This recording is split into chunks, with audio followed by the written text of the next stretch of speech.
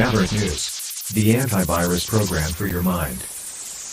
And now, the Freedom Reporters.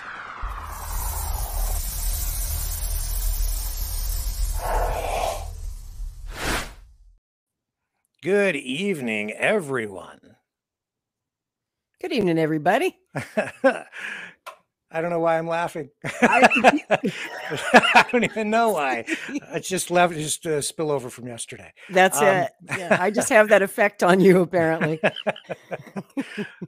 This used to be a serious news program till I came along. Yeah, it's all your fault. It's clown world. Well, it is. Like I said today, we might as well have a good laugh while the world burns. Yeah. A lot of stuff going on today. We have a couple of very special guests today.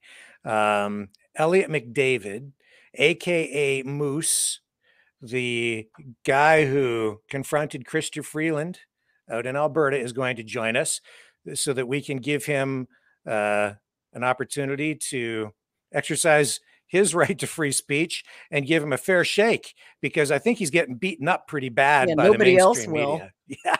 I was talking to John out in Alberta today. He says talk radio is hammering Mr. McDavid. And that's because I don't think they're telling people that, well, I know they're not telling people the whole story. And we shared more information last night in that late night broadcast with information that was uncovered by Veterans for Freedom, talking about the expansion of a caribou reserve, making it 4 times its normal size. That's why Chrystia Freeland was out there. They weren't telling you about that. And what that will result in is probably massive job loss, shutdown of oil wells in this huge area from Grand Prairie all the way down to the Canada-US border. I mean, it's a huge parcel of land. It's a land grab. Yeah. In the name of climate change. Well, that's what it appears to be. And that's one of the reasons Mr. McDavid was so upset. But they're trying to say that he's a racist, misogynist, all the ists.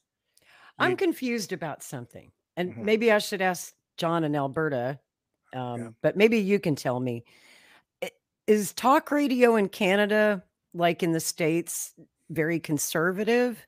Because I don't understand why the conservatives in Canada would be attacking Moose. No, it's not very conservative. It's Canada. There are a few sort of conservatives, but it's all controlled. The mainstream media is controlled by only a few companies. It's all Bell, Global,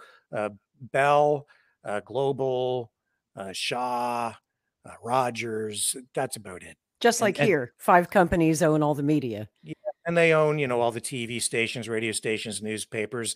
Bell owns, half the internet infrastructure, cell phones. Rogers owns, most of the rest. And then there are a few others like the Pattison Group. And anyway, we don't need to get into that because do they get government subsidies? I guess is my question. Yes, of course they do. Well, that's all I need to know. Thank you. They get gazillions of dollars. And which is more than a bazillion, like gazillions. We have another really special guest, though, coming up. We have other stuff we're going to talk about. Later, we'll define the difference between bazillion and gazillion. And we'll also... I'm working on it. I might want to talk about electric cars. I might want to talk about Lisa LaFlamme. If we don't get into that, we'll do it tomorrow night. I have a lot of thoughts about that. Again, because they just keep going on and on about it. And I used to work with her. But anyway, we have another great guest, and I don't want to keep her waiting any longer. Let's bring in Catherine Christensen. Hello, Catherine. Hello. Hi, Catherine. Catherine is with Valor Law, which is, I guess it's, well, maybe you can explain what Valor Law is so that I don't butcher it. Sure. I'll give you the real quick rundown. Okay. Valor Law was created by myself when I was looking to enter the practice of law just over 7 years ago. And I'd taken military law in law school, and was encouraged to do something related to the military. Had been a registered nurse for 22 years and had a back injury. So I knew I wasn't going to join the military. And where things sit right now, I'm really glad I didn't join JAG. that when I went independent, I was told I was crazy, that people in the military and veterans didn't need any special representation. They were like everybody else, that there wasn't enough business to be had. I very quickly discovered that wasn't true. And I'm pretty much the only lawyer in Canada that focuses strictly on that certain group of people.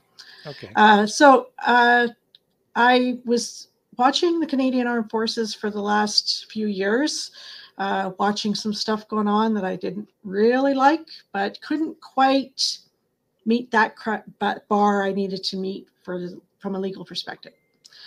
The other factor was there were some cases that were viable cases, but people didn't have the money to go up against the government. The government's favorite strategy in any legal case is to run you out of money. Yep. They've got starve you out. They can spend as much as they need.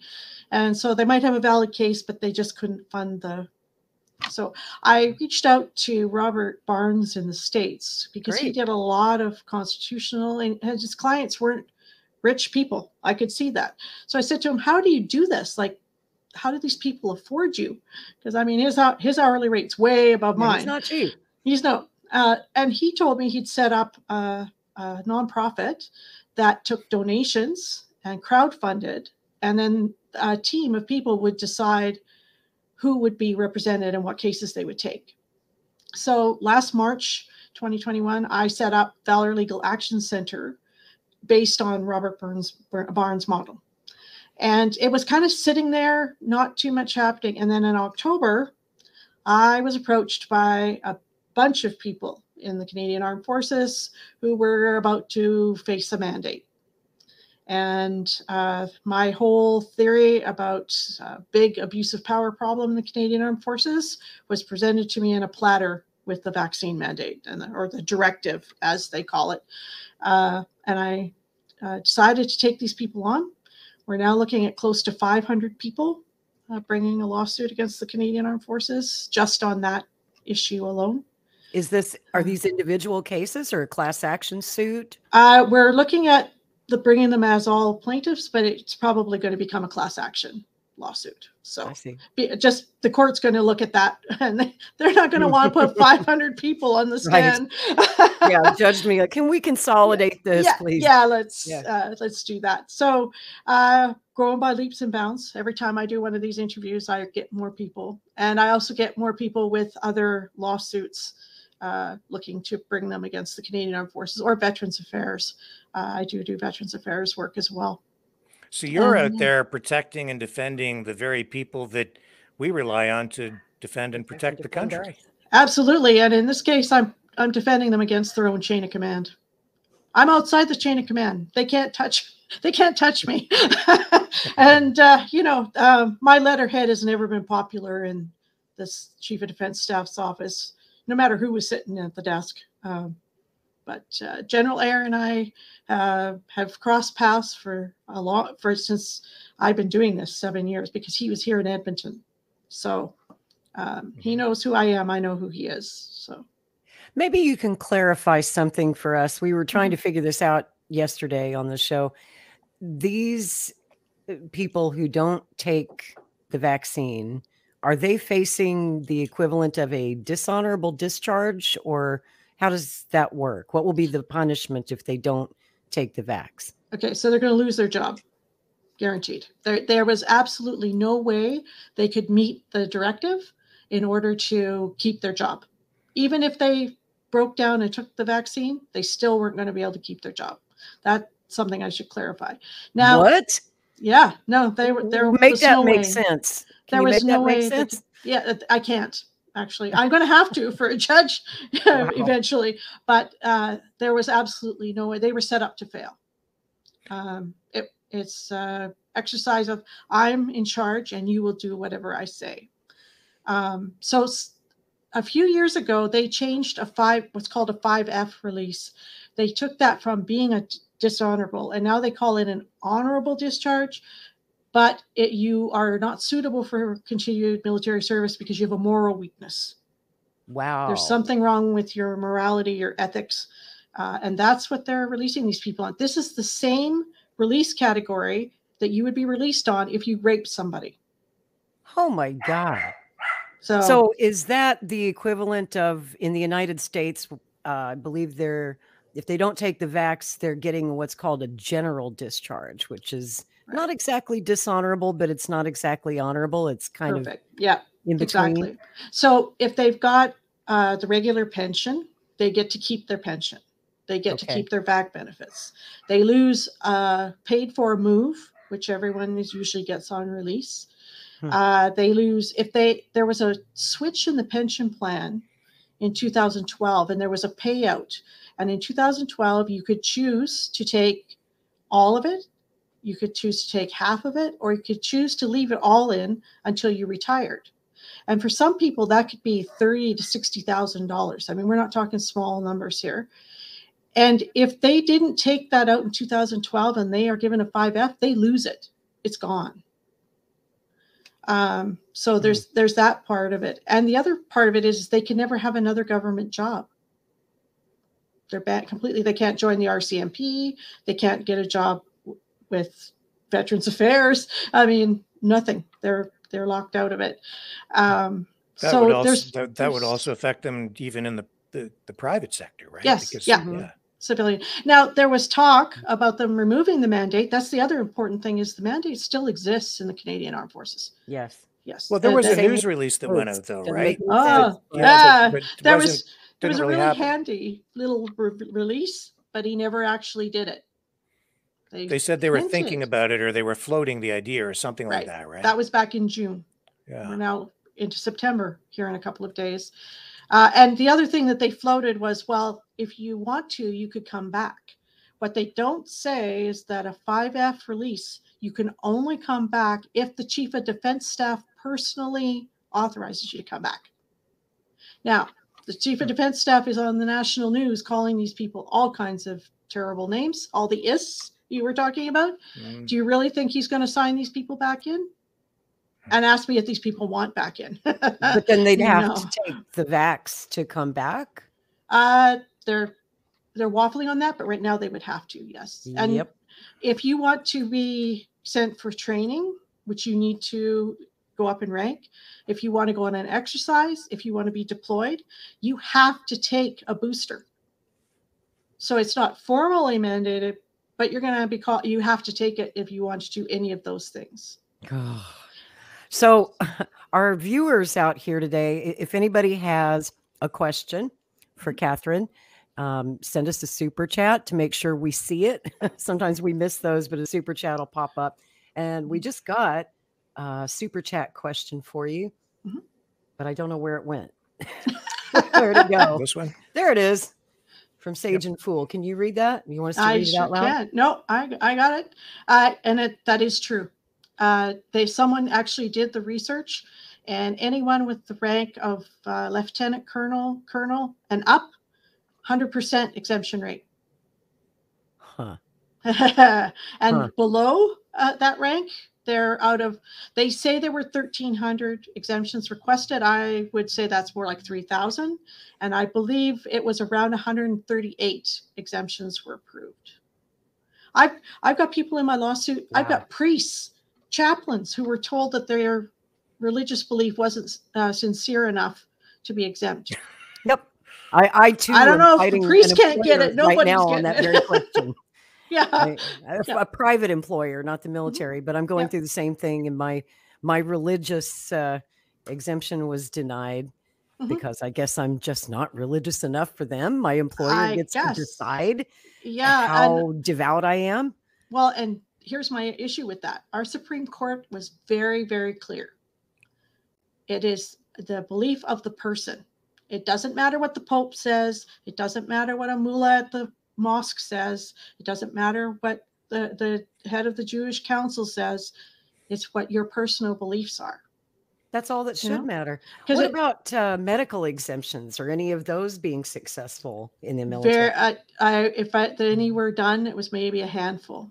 Mm-hmm. Yep. And when we're talking people, I've got people who were told by military doctors, do not get the vaccine. You have a condition, do not get this vaccine. And their medical exemptions were denied. That's me. I'm currently waiting for a ruling, but they will probably deny my medical exemption too.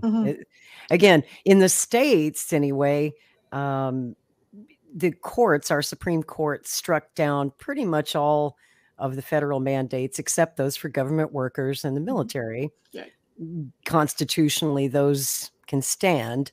But what's happening here, and I know it's happening in Canada as well, that now it's on private employers. So they can set a vaccine mandate and they can fire you at will or put you on unpaid leave. And, there really isn't much you can do about it, I guess, with a private employer, although there are lawsuits. There's been some very successful lawsuits by military branches in the United States. I'm happy to see it. The Marines just got one. And aren't those been successful? Are the only successful ones so far religious exemptions? So far. I thought so. Because there's special legislation in the U.S. on religion. So that was the strongest legal case to bring. Good old First Amendment.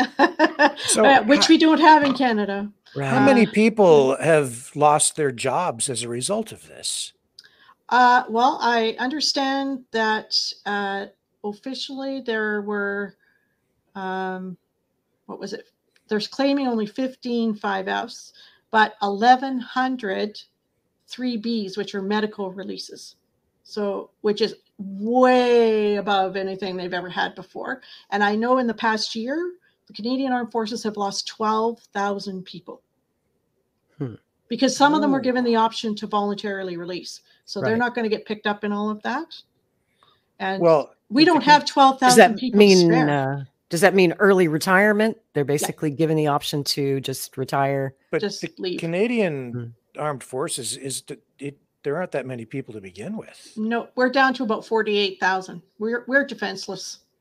Our pilots aren't flying because they're dropping dead in the sky, so they're not taking the vaccine. I've talked to the snipers. There's 3 to 5 snipers for all of Western Canada. When the fires came out last year, they needed 100 troops from Edmonton to go fight the fires. They scrambled to find 100. They were asked to send 100 to Europe when the Ukraine thing started up. They couldn't scramble 100 people. If you can't scramble 100 infantry, you're in trouble. So we are literally, defenseless.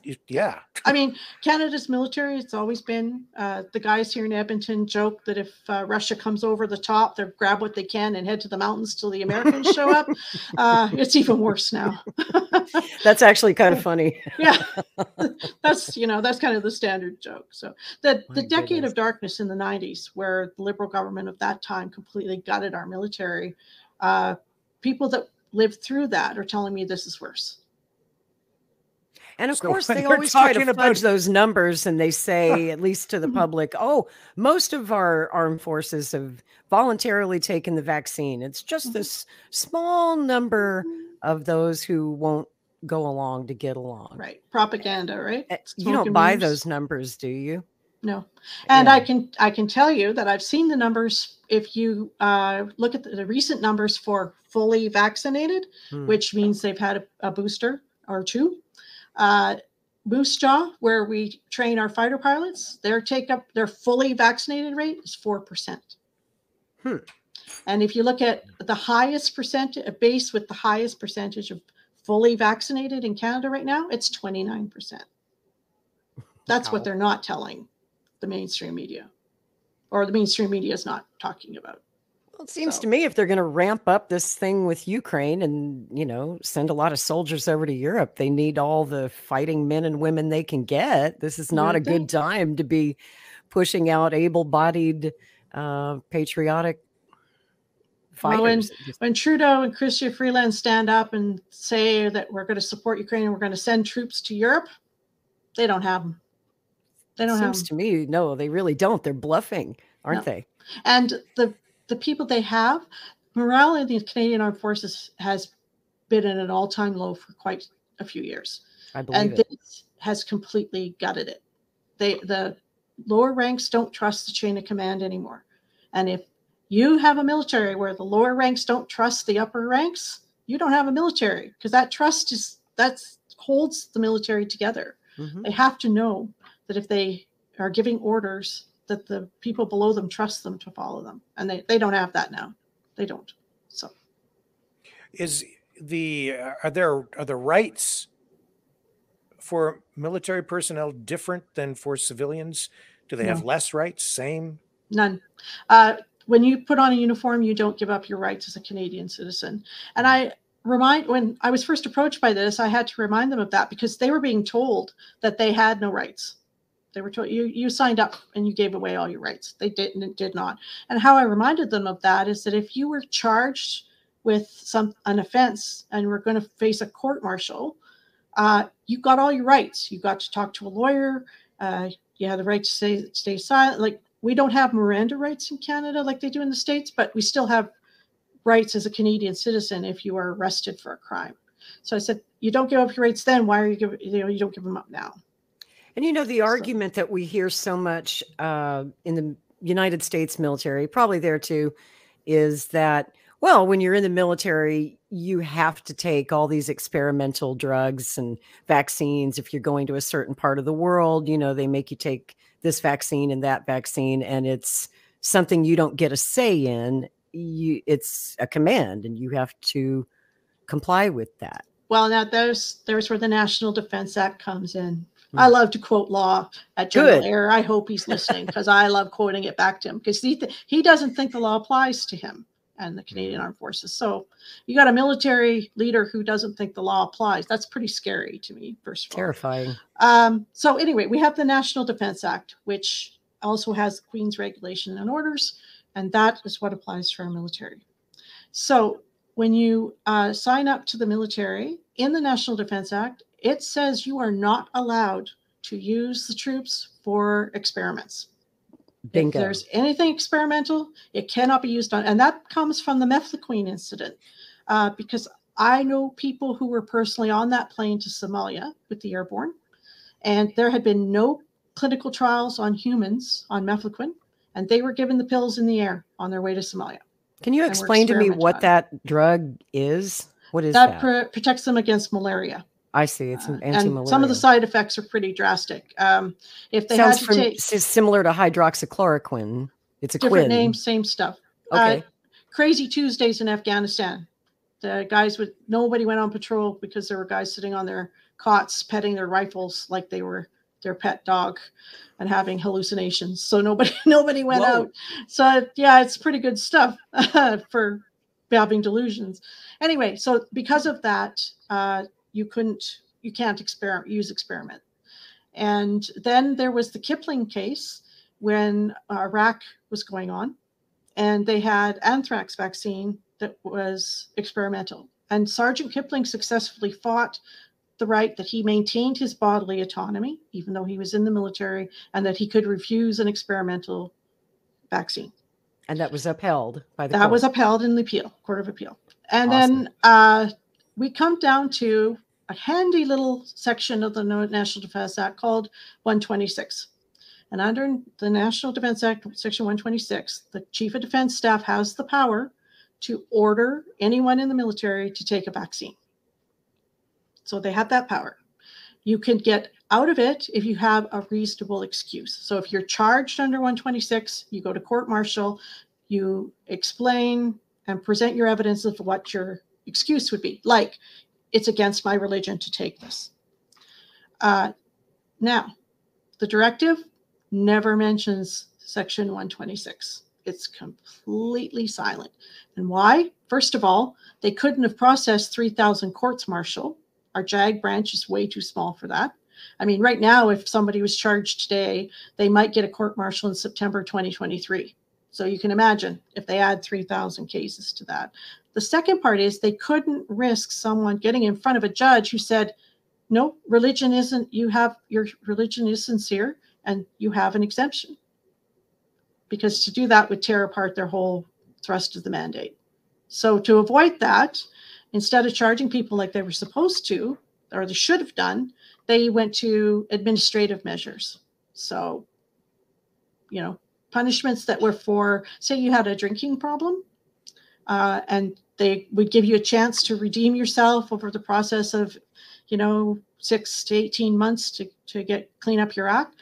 That's the process they used for the vaccine, and not exactly compatible, because how do they remediate you? How do they rehabilitate you about a vaccine that can't be taken back if you change your mind? Right. Yeah. So where are you at in the process right now? You have cases, and what exactly? What's the status? Right now we're working on the affidavits. As you can imagine, writing 300 to 500 affidavits takes some time. Plus, getting our experts reports done to support our argument, and then the statement of claim is pretty much written. Although every day something comes in onto my desk that just adds to it. So eventually I'm going to have to say, enough, we're filing. So it's definitely coming. I keep hearing that it's over, but it's not over. What does the timeline look like? How long will this take? I would suspect within the next 3 to 4 months, they'll have it. It's going to be huge. It's going to be boxes of documents. Yeah. And that's so 3 to 4 months to get it to filed with the court. Right. Yeah. And then what happens after that? How long does the process take? Well, if it goes to trial, we're looking at 2 to 3 years down the road. Because once it's filed, they get to file their defense. We have to go to questioning, which is questioning witnesses. The Crown could decide to question every single person's affidavit. They could decide to question everybody's experts. I certainly have a nice list of people that I will be calling to question. And then from there, we're proceeding to prepare for trial. What is the defense based on? Judging by, because my group asked me to try for an injunction in December. Injunctions are extremely hard to get in Canada, so the chances of success were low. But I used it as a reconnaissance mission, if you will, to figure out what the Crown was going to do. Their fallback position is the public health recommended it. It was for the safety of the force, safety of the public, and all of that. Of course, that narrative is falling apart quite quickly. Yes. So all of the information that's coming out now, all that evidence about the lack of efficacy, the fact that you can spread it, all of that, even if you're vaccinated, that all helps your case. Yeah, and the myocarditis risk of people that are that exact age group of the Canadian Armed Forces. Keep in mind that they used a hammer to kill a mosquito. There have been zero deaths from COVID in the Canadian Armed Forces. Right. And the only outbreaks have been people who have been vaccinated. And vaccine injury, they've tried to hide it. It's very real.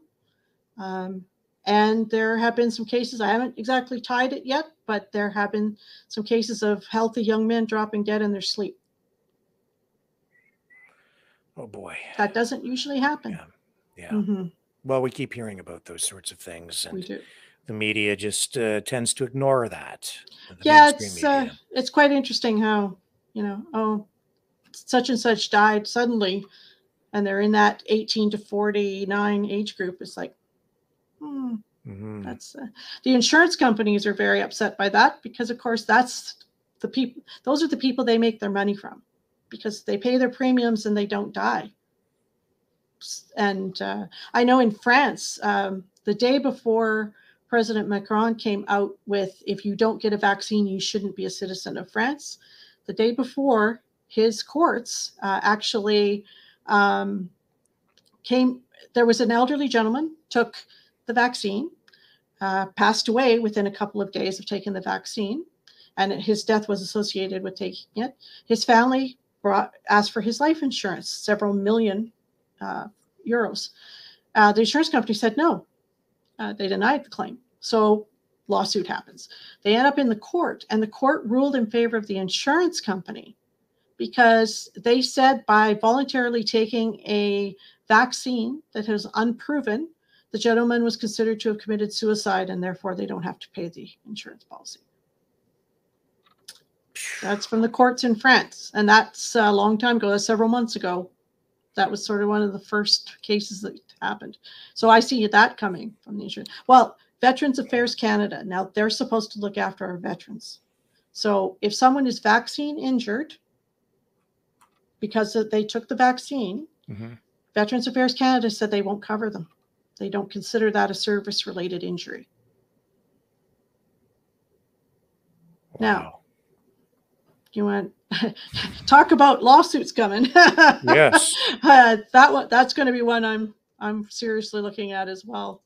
So, what you do here, will this, if you're successful, that would help the general public as well. It would set some sort of precedent, would it not? It would. Yeah. Our justices up in Canada have very much followed the party line, if you will, that the vaccine is safe and effective and necessary to protect the public, protect our hospitals. As I mentioned, I was an RN for 22 years. I did high-risk care. We didn't have ICU beds back in the 1990s when I was a young nurse. It was extremely hard to get an ICU bed then. And guess what? It's still the same today. And did they build more ICU beds to accommodate? No. They've had 2 years to build more beds. Nobody's done it. So. J-Matt says he saw your interview yesterday. Says your story is inspiring. Thank you so much for your service. You are an angel, he says. It's very much my honor. People in the military don't trust very easily. I've worked hard to get their trust, and I work really hard to keep it because they're not allowed to speak out. They can be court-martialed for saying something against the government or against the Canadian Armed Forces. And so I'm happy to be their voice and holding them to account. You know what? I would love it if there was no work for me. If the Canadian Armed Forces were following their own policies, doing what they're supposed to do for their people, I wouldn't have anything to do. How can people, do you need help? Do you need donations? What? We're always willing to take donations because, as I said, we're doing this through a nonprofit. So all of the costs associated with the lawsuit, which are hiring experts, court fees. We've got, I don't know how many recordings that we're having transcribed, those kinds of costs. The legal fees are not being charged. I'm not charging the nonprofit for my time. My time is not included in any of that. I'm doing this because I am really upset with the Canadian Armed Forces, but I'm also upset with my own profession for how they've handled people looking for help. So we do have a GoFundMe, a Give, Send, Go. Don't say GoFundMe. My brother is a long haul trucker, so don't get me started on GoFundMe. So we do have a Give, Send, Go, which is Valor Legal Work, is that one. We also, on our website, valorlegalactioncenter.org, you can donate on there. And we're always willing to take donations. Like I said, it helps this lawsuit, but it also helps other lawsuits we have going on that for people that have been treated bad. So, did I spell that correctly? You did. I was going to say, and by the way, it's the Canadian spelling. So, okay, so I got the U in there, and I got the R and the E in the right order. Okay. Yes, you did. Yeah, I'm on a roll. Yeah. So they can go there to get more information and even to there's a link there to donate if they would like to do that. Okay. Yes. Yeah. All right.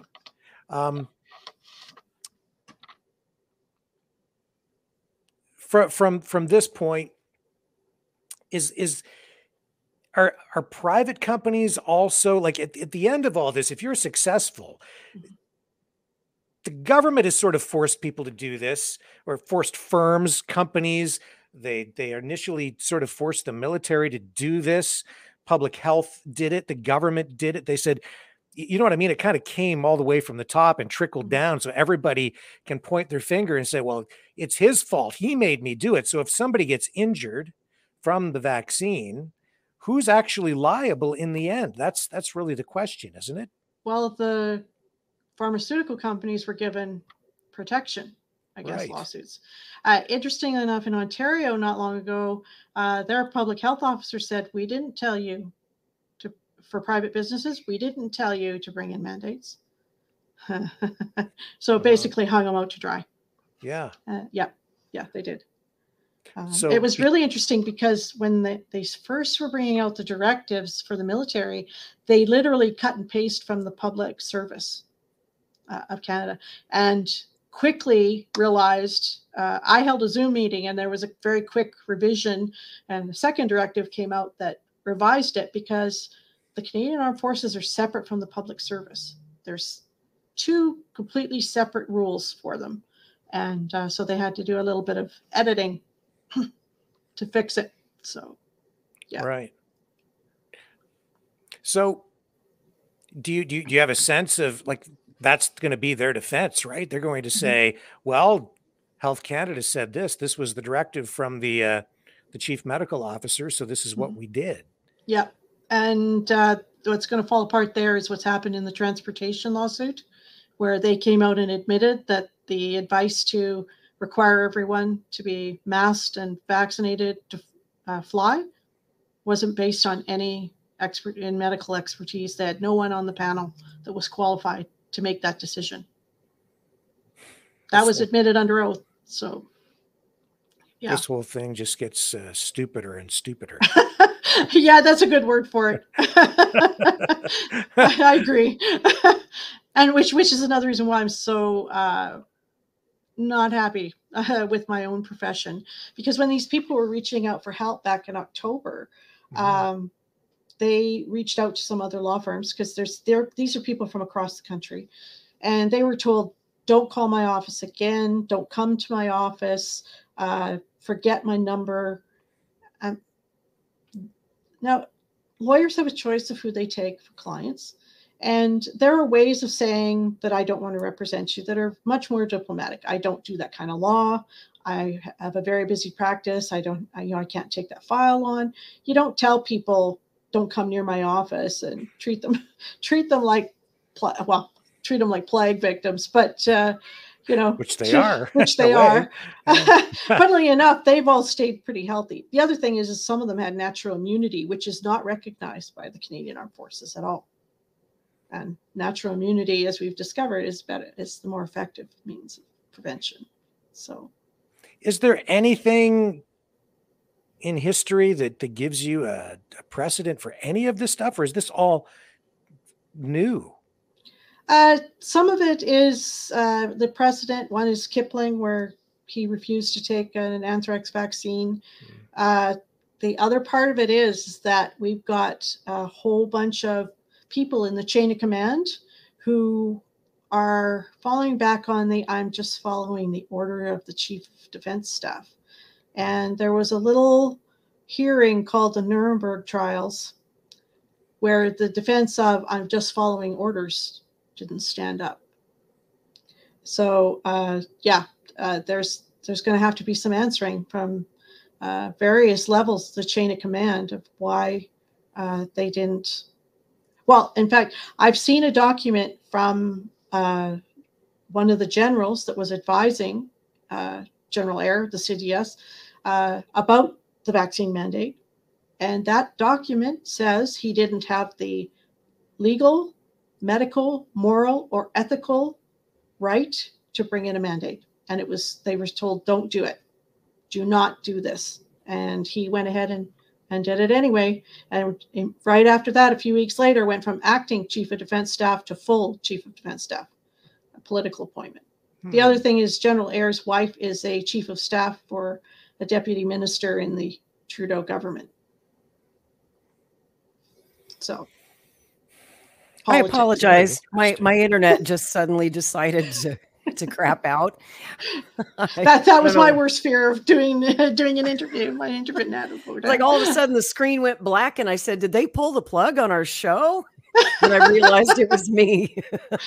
We do joke around. We do joke around my office that we're being carefully watched by military intelligence. So we'll we'll send. You're not really joking, are you? No, I'm not really joking. Not really. Yeah, and my staff or some of the people on the lawsuit, every once in a while will throw into our secure chat. Hi, CFNS, how are you today? Wave at them, you know, how you doing? Hi. I bet you're bored listening to us plot revolution. That's right. Yeah. You know, anyway, I missed all of that. that. I don't know what I just missed. I'm so sorry, guys. Oh, and it was so good. Yeah. Way better without me here. We were just talking about you the whole time, actually. I bet. My ears were burning, Rick. Well, I think that those folks in the armed forces need you. They really need you. They do tell me that. Yeah, you're the only because you're the only game in town for them, right? There's nobody else really doing this. Pretty much. I know Rocco Galati has some members of the military mixed in with his other people in a lawsuit. I understand that there's another lawsuit of about 15 people, but the big group they all came to me. I mean, some of the stories though,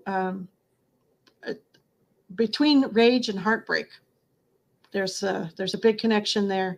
One poor kid, and I call him a kid because he's a private, very young, in Quebec in January. Now, Quebec in January this year was bitterly cold, and he was forced to stand outside where everyone he worked with would walk past him because he wouldn't take the vaccine. And he lasted about a month before he lost 15 pounds of muscle mass, and he just mentally couldn't do it anymore. And so he voluntarily released, and he's not doing well. I've got a senior group of people in the lawsuit that try to keep track of him because he's not doing very well. Now, if that same commanding officer did that to a prisoner of war, she'd be in The Hague for a war crime because that's torture. You are absolutely right. Yeah. In the RCR in Petawawa, there were a group of infantry guys who chose not to have the vaccine. They came to work one day in December, which was also bitterly cold, and were told to go into a tent. They were not allowed in the building because they were too high risk. When they got into the tent, the heater was taken away, and they were told, if you want heat, get the vaccine. That's torture. Word got out quickly, so they brought the heat back. And then not long after, there's a tradition at Christmas time where the officers serve a Christmas meal to the regular members, enlisted in the U.S., but we call them regular members. And that's sort of a Christmas tradition the officers serve. This group of guys were brought in from their tent to serve everyone their meal. That makes me so angry. I mean, that is just like, so this is why you're taking on this tremendous workload of 500 cases. I had pregnant girls were being chased down at home by men in uniform wanting them to sign paperwork. One poor girl got charged with AWOL because she went and saw her specialist who put her in the hospital for what was going on with her pregnancy, and her commanding officer charged her with AWOL. And only now are they finally admitting that maybe pregnant women shouldn't take this vaccine. Right. Be safe. I had one pregnant girl call me. She was leaving on maternity leave the next day. Her C-section was booked for the next week. She had the first shot in order to get around it. They wanted her to have the second one too soon, the day before she left, to make sure she was fully vaccinated before she came back. And how far along was she in her pregnancy? 39 weeks. So she was going to deliver the next week. Oh my God. I had one young sailor in the Pacific Fleet, just came back from a stress leave, working in the wardroom. They cleared the wardroom, sent everybody home but her, moved her into a room with 4 senior male officers and forced her to stay there till she'd sign a piece of paper that said she wouldn't follow a lawful order. Try doing that to a prisoner of war and get away with it. Exactly. I'm speechless. I mean, I knew some of this stuff had to be going on, but there's 500 more. I had one poor lady. Okay, this lady, 29 years of service. 29, not a single mark on her record. She'd never stepped out of line once, and she'd done deployments. She was in Bosnia even, and she had a husband who was dying of cancer, was terminally ill, was not going to live very much longer. She needed a few more months to get her 25-year pension, which is the maximum pension. and they 5F'd her. Unbelievable. So she lost the ability to claim a 25-year pension, and was forced to move her terminally ill husband off the base. Right. With no assistance whatsoever that she normally would be entitled to a move at the end of her career. See, when I hear stuff like, when I hear the meat of these cases, just what you're outlining, and this is just a few examples. Yeah. I can see why they never want these cases to see the inside of a courtroom. They never want this information to become public. Yeah. Because this is abuse. This is torture.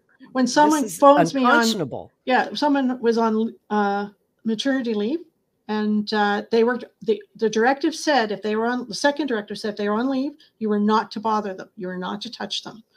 And I had someone call me and said, there's men in uniform at the front door demanding me I sign some papers. My family's scared. I'm upstairs in the bedroom. What do I do? And I said, you're going to keep talking to me till they leave. Good thing you were on the phone. Because you're not, you're not doing any of that. And the Canada I want to live in doesn't have uniformed men showing up at people's doors demanding they sign papers. Well, hell no. Not in the Canada I want to live in. So, yeah. So, and I could hear the newborn baby crying in the background, and it's just like, I wish I could get there. He wasn't near me, or I might have shown up. I'm honestly so speechless. I'm going to let Rick ask a question because I'm just I can't even believe what I'm hearing. And yet I know it's all true. I know what you're telling me is true, and yet I still can't quite comprehend it. And these stories are not really being told. They're not getting out. The media is not paying any attention to any of this. This is, forums like this, I guess, they are the only place this information is being shared, right? It's pretty much, or right-wing media, some of them that are interested. I talk to whoever I can talk to, because these stories need to get out. Because you know what? These stories aren't about the vaccine. It has nothing to do with the vaccine. This is an abuse of power situation. The sexual misconduct stuff that's happened, that was an abuse of power. They're in a powerful position, and they used it for something, to do something wrong. And that's exactly what they've done here. I agree. This is the same thing. Yep. It's about power and control. Yep. And we have an Admiral Topshee, Vice Admiral Topshee, just got promoted to Commander of the Navy. I have a piece of paper with his signature on it that says there is no bodily autonomy in the Canadian Armed Forces. And there's a quote from him a few weeks before in the paper saying, well, we don't need to charge these minor sexual misconduct stuff. There's no reason to charge them. It's no big deal. So we've got the Commander of the Navy in Canada saying, your body isn't your own. Whatever happens to it is fine in the Canadian Armed Forces. So you can't even deny consent to be raped? According to the Admiral, I would say that if I interpret what he said, that's how I would interpret it. That's how I would interpret that statement. And if the Chief of Defense Staff has the power to say, you will take any medical treatment I order you to take. Well, that's a medical rape. Well, and what's that to stop him from saying, well, you know what? I want 25% women in the Canadian Armed Forces. I don't have enough women, so you're going to have a sex change. I don't want to pay any more maternity benefits or paternity benefits. So if you want to join you're in the Canadian Armed Forces, you're going to be sterilized. It's possible. It is, theoretically. Where's the line? Possible. That's one reason to fight this. Where's the line? Where's the line? He's saying he's all powerful. He can order the troops to do whatever he tells them to do. And if you don't do it, you're out. Sounds like he's the one who needs a dishonorable discharge. Well, let's put it this way. I hope we get to questioning, because that's going to be a fun couple of days for me. Oh, I bet you can't wait. Yeah. So are any of these docketed yet? Not yet. Not yet. Yeah. Are they delaying? No, it's actually us trying to write 300 to 500 affidavits. because when I filed a statement of claim, I have 30 days to provide the affidavits, and I need more than 30 days to write that many affidavits. I've got a team of people helping me, but we're knocking them out. But yeah, My goodness. Everything that I suspected but didn't have evidence of before, I now have evidence for.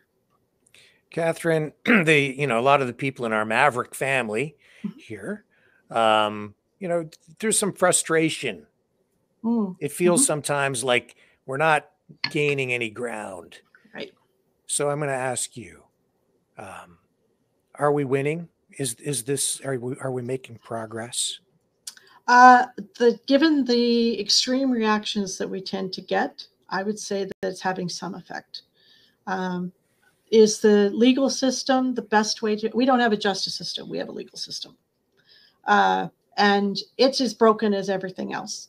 But it's what we've got.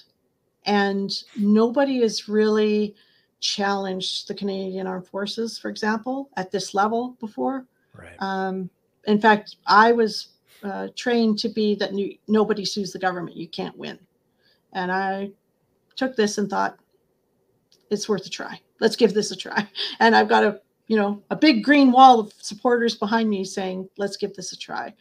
And I have to believe that if we don't try, we're not going to change the system. We're not going to change anything. That's right. You can't win if you don't fight. Right. I have set new precedent in cases that have been presented at legal conferences that I didn't even know were going to be presented. And they start talking about a case and I'm like, wait a minute. I know that case. And I was only a brand new lawyer at the time for one of my cases, less than 2 years. And I'd already changed law because I was willing to think out of the box. So I might as well use my skills to help the men and women in uniform. So that's what I chose to do. Seems to me that what you're working on right now is vital. It will, lay a foundation for the future. I would hope so. At the very least,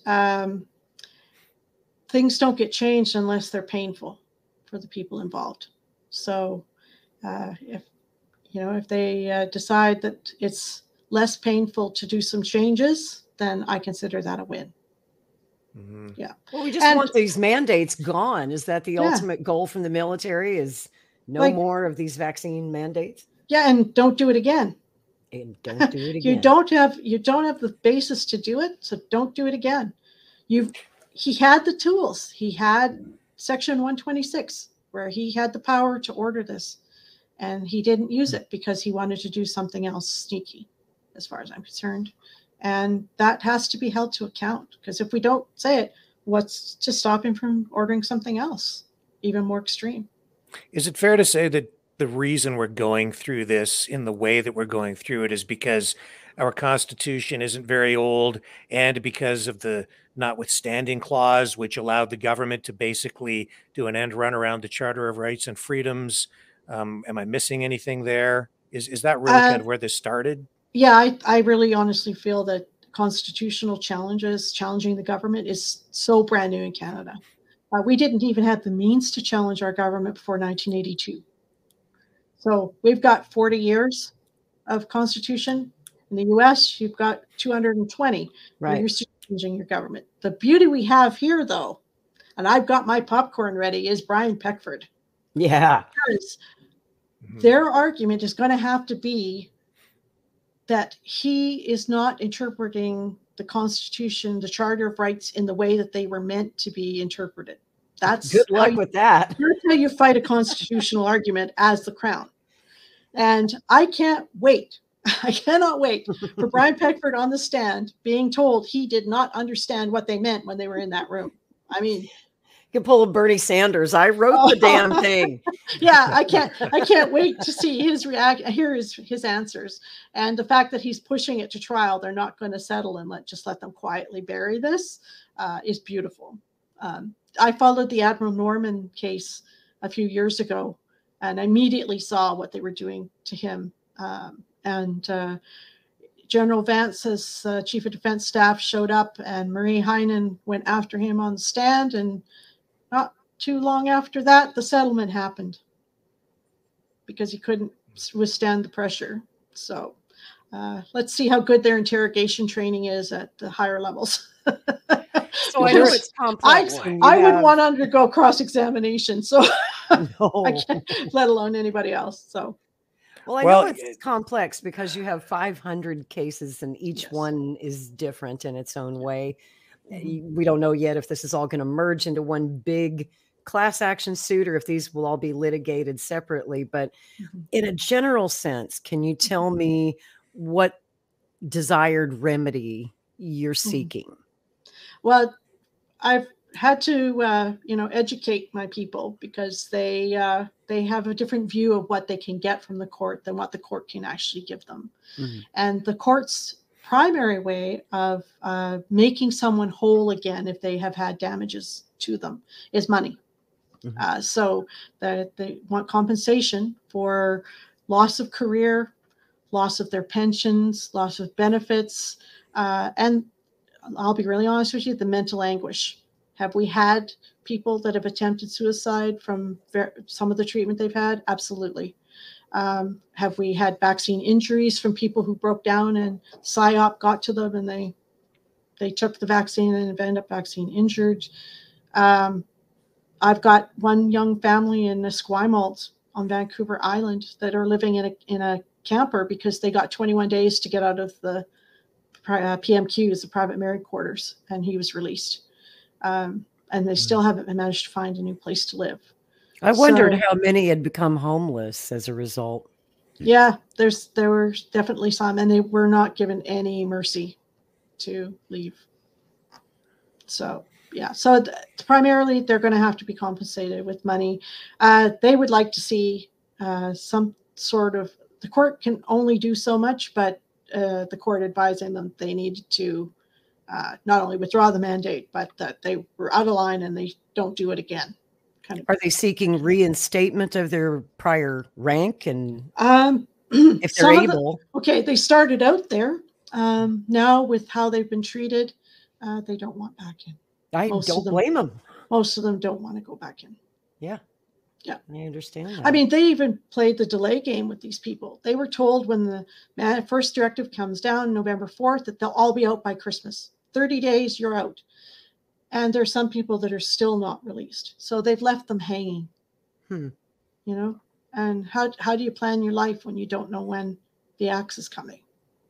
So, boy, oh boy. Do you know what?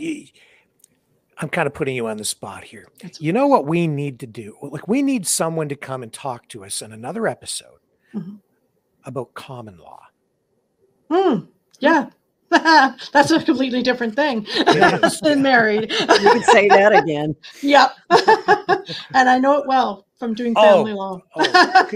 Could we possibly impose upon you to come back and just have a little discussion about that? The reason being, and I think you know why, because there's some groups out there that keep pushing this common law idea, and I am ill-equipped to really deal with it. I'm doing my best. Yeah, I've actually had a really good one-to-one conversation with Associate Chief Justice Rook, who wrote the outstanding judgment on that in a family law case. And I've also done some videos back when I was focusing on another common law case. So, yeah, that, you mean that law that doesn't exist in Canada? That would be the one. Yeah. That one that if you show up and try to use any of that in court, you're going to have a very short day in court. Yeah. Right? That one. Yeah. I'd love to talk about it. Oh, it would be so helpful because I've been. They haven't trolled me for a long time, those people. So I'm due. So they actually do troll you? Yep. I did not know that. Yeah. We're just trying to, do constructive, positive, real things here, and trying to keep people on the right track so that we actually make real progress. And because a few of the people in the CAF stuff brought that forward, and I said, no, let's not do that. Let's not go there. That's not the best argument. I did my best in the injunction to rarely use the word vaccine because it's not about the vaccine. I don't care if someone's vaccinated or not. It's a personal choice. Right. But if you are going to do this, you need to have proper informed consent. You need to have the choice to say, yes, I will take it, or no, I won't take it, based on what I know. That's so is the core of your legal argument here that if you're not calling it a vaccine, are you just calling it an experimental drug because it hasn't been approved? Oh, I'm going to use the word straight from the public health officer in Ontario. It's a therapeutic. There you go. Oh. Mm-hmm. It's still experimental, right? It's still in trials. Yes, human trials. It has not been fully. And in the U.S., they were caught giving the military the experimental version because the actual approved version didn't exist. That's right. They were caught changing labels and this kind of thing. Which I think had a lot to do with why they rushed that approval process through with the FDA to avoid lawsuits like these. Yeah. You think? Yeah.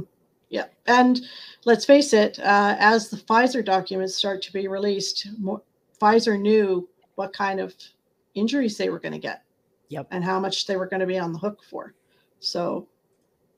Well, and that's why they wanted to do deals with governments around the world. Pfizer, Moderna saying, if you want our vaccine, you have to give us full liability protection.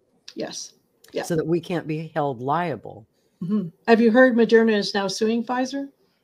Yeah, No. I like to say now they're sticking it to each other. Yeah, really? Yeah. Okay, I did not hear about that. Because Moderna is saying Pfizer used some patented part of their vaccine in there. So they're suing each other. They're now eating each other. It's a patent dispute. It's a patent dispute. Great. Yeah. I love that. They are literally jabbing each other now. Yeah, sticking it to each other now because they did everybody else. They ran out of people to stick it to. That's right. And people aren't taking the boosters. I'll be honest with you, thousands of people in the armed forces reach out to me to say, if the boosters are mandated, be prepared. We're coming to we're coming to see you. It's like, okay. Great, just what I need. We're ready. More work. It's an invasion. I think you're right. I mean, people are saying enough is enough at this point. Yes. Well, and as I said, the Moose Jaw base has a fully vaccinated rate of 4%, and their CO has been pretty brutal with people. So 4%. Well, there's no such thing as fully vaccinated anymore anyway, right? Right, exactly. Well, I liked how they changed that definition so that, what's fully vaccinated? It's whatever they say it is. 1 booster, 2, 3, 4, 5, 6. Like, what is it? So. Don't know. Well, Catherine, is there anything else you'd like to add or think that we might be missing? No, I think that's about it. And I really appreciate the chance to come on and talk to you about it and let people know what's going on for our people. These are fine, upstanding, really, these people are amazing. They've got chests full of medals, and medals are not easy to get in Canada. It's really hard to get those. And they've had exemplary careers. They did not deserve to be treated like this by their own people. And so I would go into battle with anyone. Well, I guess I kind of am, but I would trust them to watch my back at any time. So these are good people that deserve better than they got. Well, we really appreciate you coming on and sharing the information with us. And folks, if you want to support what Catherine is doing, you can go to valorlegalactioncenter.org, find out more about her initiative, and you can donate there as well. So we encourage everybody to do that. And you are good people. Thank you for doing this. I understand how much work you're taking on, and I understand now why it's so important to you. And I don't know when you sleep or if you sleep. But, thank you. I live on a farm about 45 minutes out of town, so I get an hour and a half each day going back and forth, where it's just quiet time for me. So that's my recharge. You need that.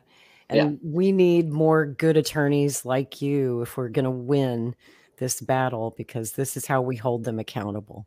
Yeah, and Canadian lawyers they're not so keen about the fight yet. But obviously, hopefully that we can't seem to get enough pro bono attorneys to help out those that were busted in Ottawa and still have legal problems to this day, and have not been able to have their retribution yet. So that is yet to come. Yeah, absolutely. Well, we'd love to have you back on at some point to update us on this, and maybe in the next even week or two, we can get you back on for a brief conversation about that common law stuff, because a lot of people here are a little confused about it. Yes, I would welcome that, and just let me know when it works. I'll come back and talk about it. Sometime before September 11th. Yeah, that would be good. Okay. Yep. It's a deal. It's a date. It's a date. All right. Well, we'll be in touch with you about that. Thank you. Thank you very much, Catherine. Bye, Catherine. Catherine Christensen. Great. Valor Law. And again, go to valorlegalactioncenter.org for more information and to donate to that cause, defending the people that we rely on to defend the country. I couldn't think of a better cause to donate to. Yeah. Really, I couldn't. If you can just, spare a few dollars to help these people because their government isn't helping them. That's for sure. Well, let's take a little break. Elliot McDavid is supposed to join us anytime. I was hoping he would be in the back room. He's not here yet. I'm sure we'll know when he arrives because he's kind of loud. Well, he does have a real presence. That's right. Sure. Just ask Chrystia Freeland. Yeah. No, I'm looking forward to speaking with him. He needs a place to. He needs a voice. He needs to be treated fairly, and that's what we're here for, right? So we're definitely fans of his on this show. Well, yeah, he's got his own style, and our Maverick family loves him. They do, right? Like it's amazing the support that he has in the chat. That's for sure. Oh yeah.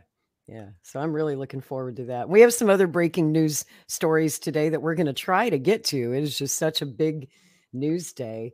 I guess you heard that Gorby died. Mikhail Gorbachev has passed.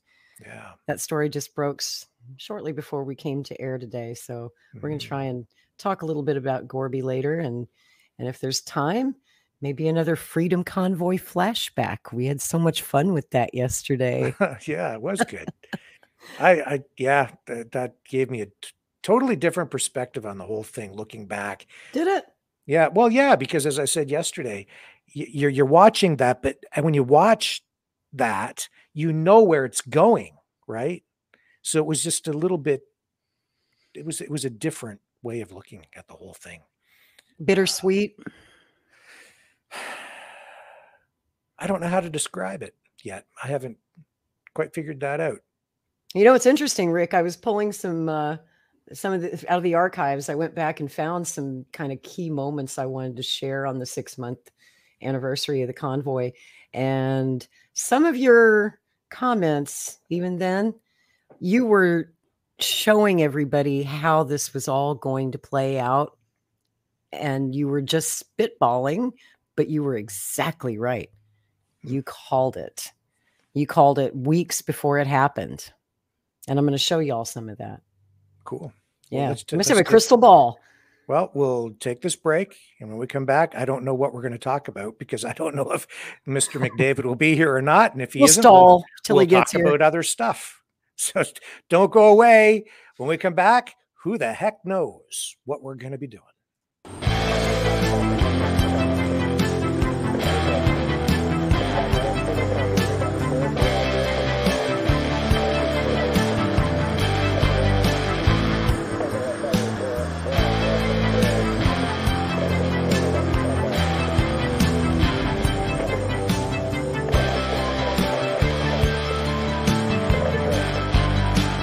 Maverick News. Fighting for freedom. The New World Order. Government overreach. The Great Reset. Mainstream media lies. Now more than ever, independent voices are needed. Donate now at freedomreporters.com. That's freedomreporters.com. Maverick News, the antivirus program for your mind.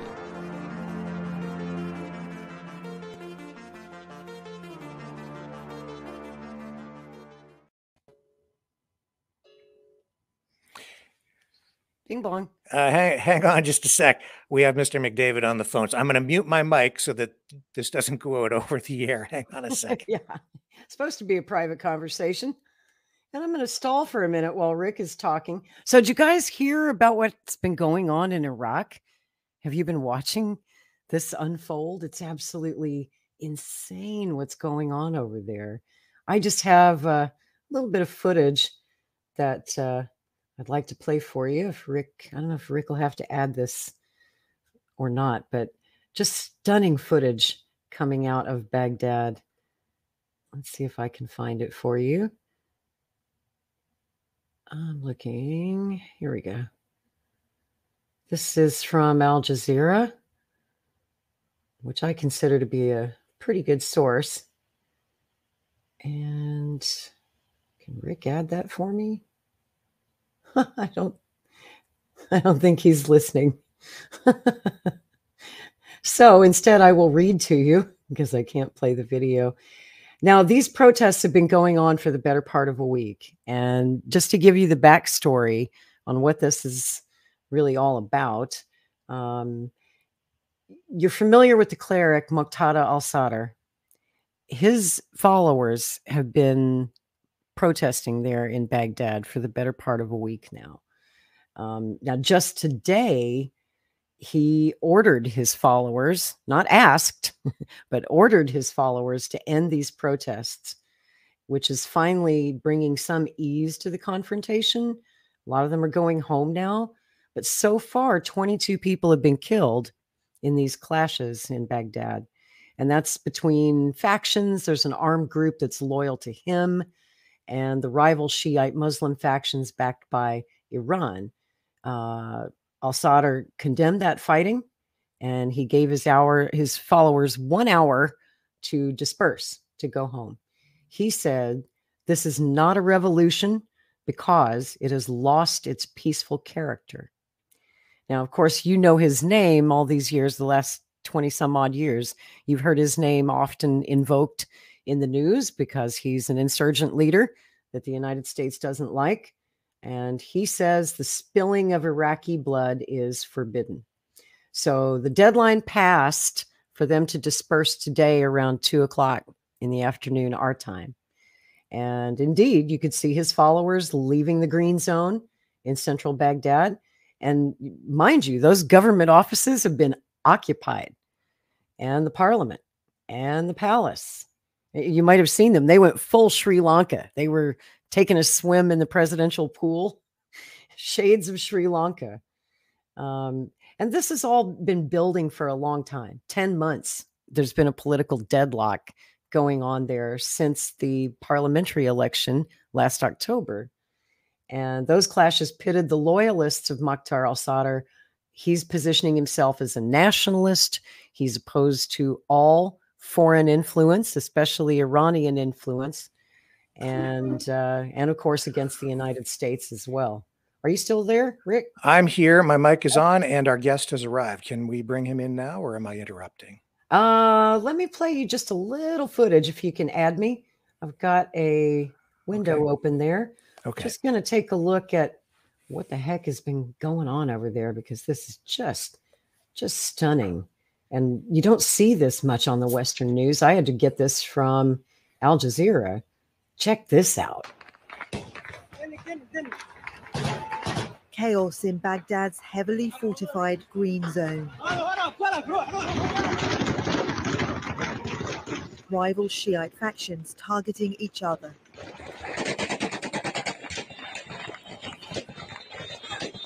The fighting escalated late on Monday night after a day of violence and political turmoil.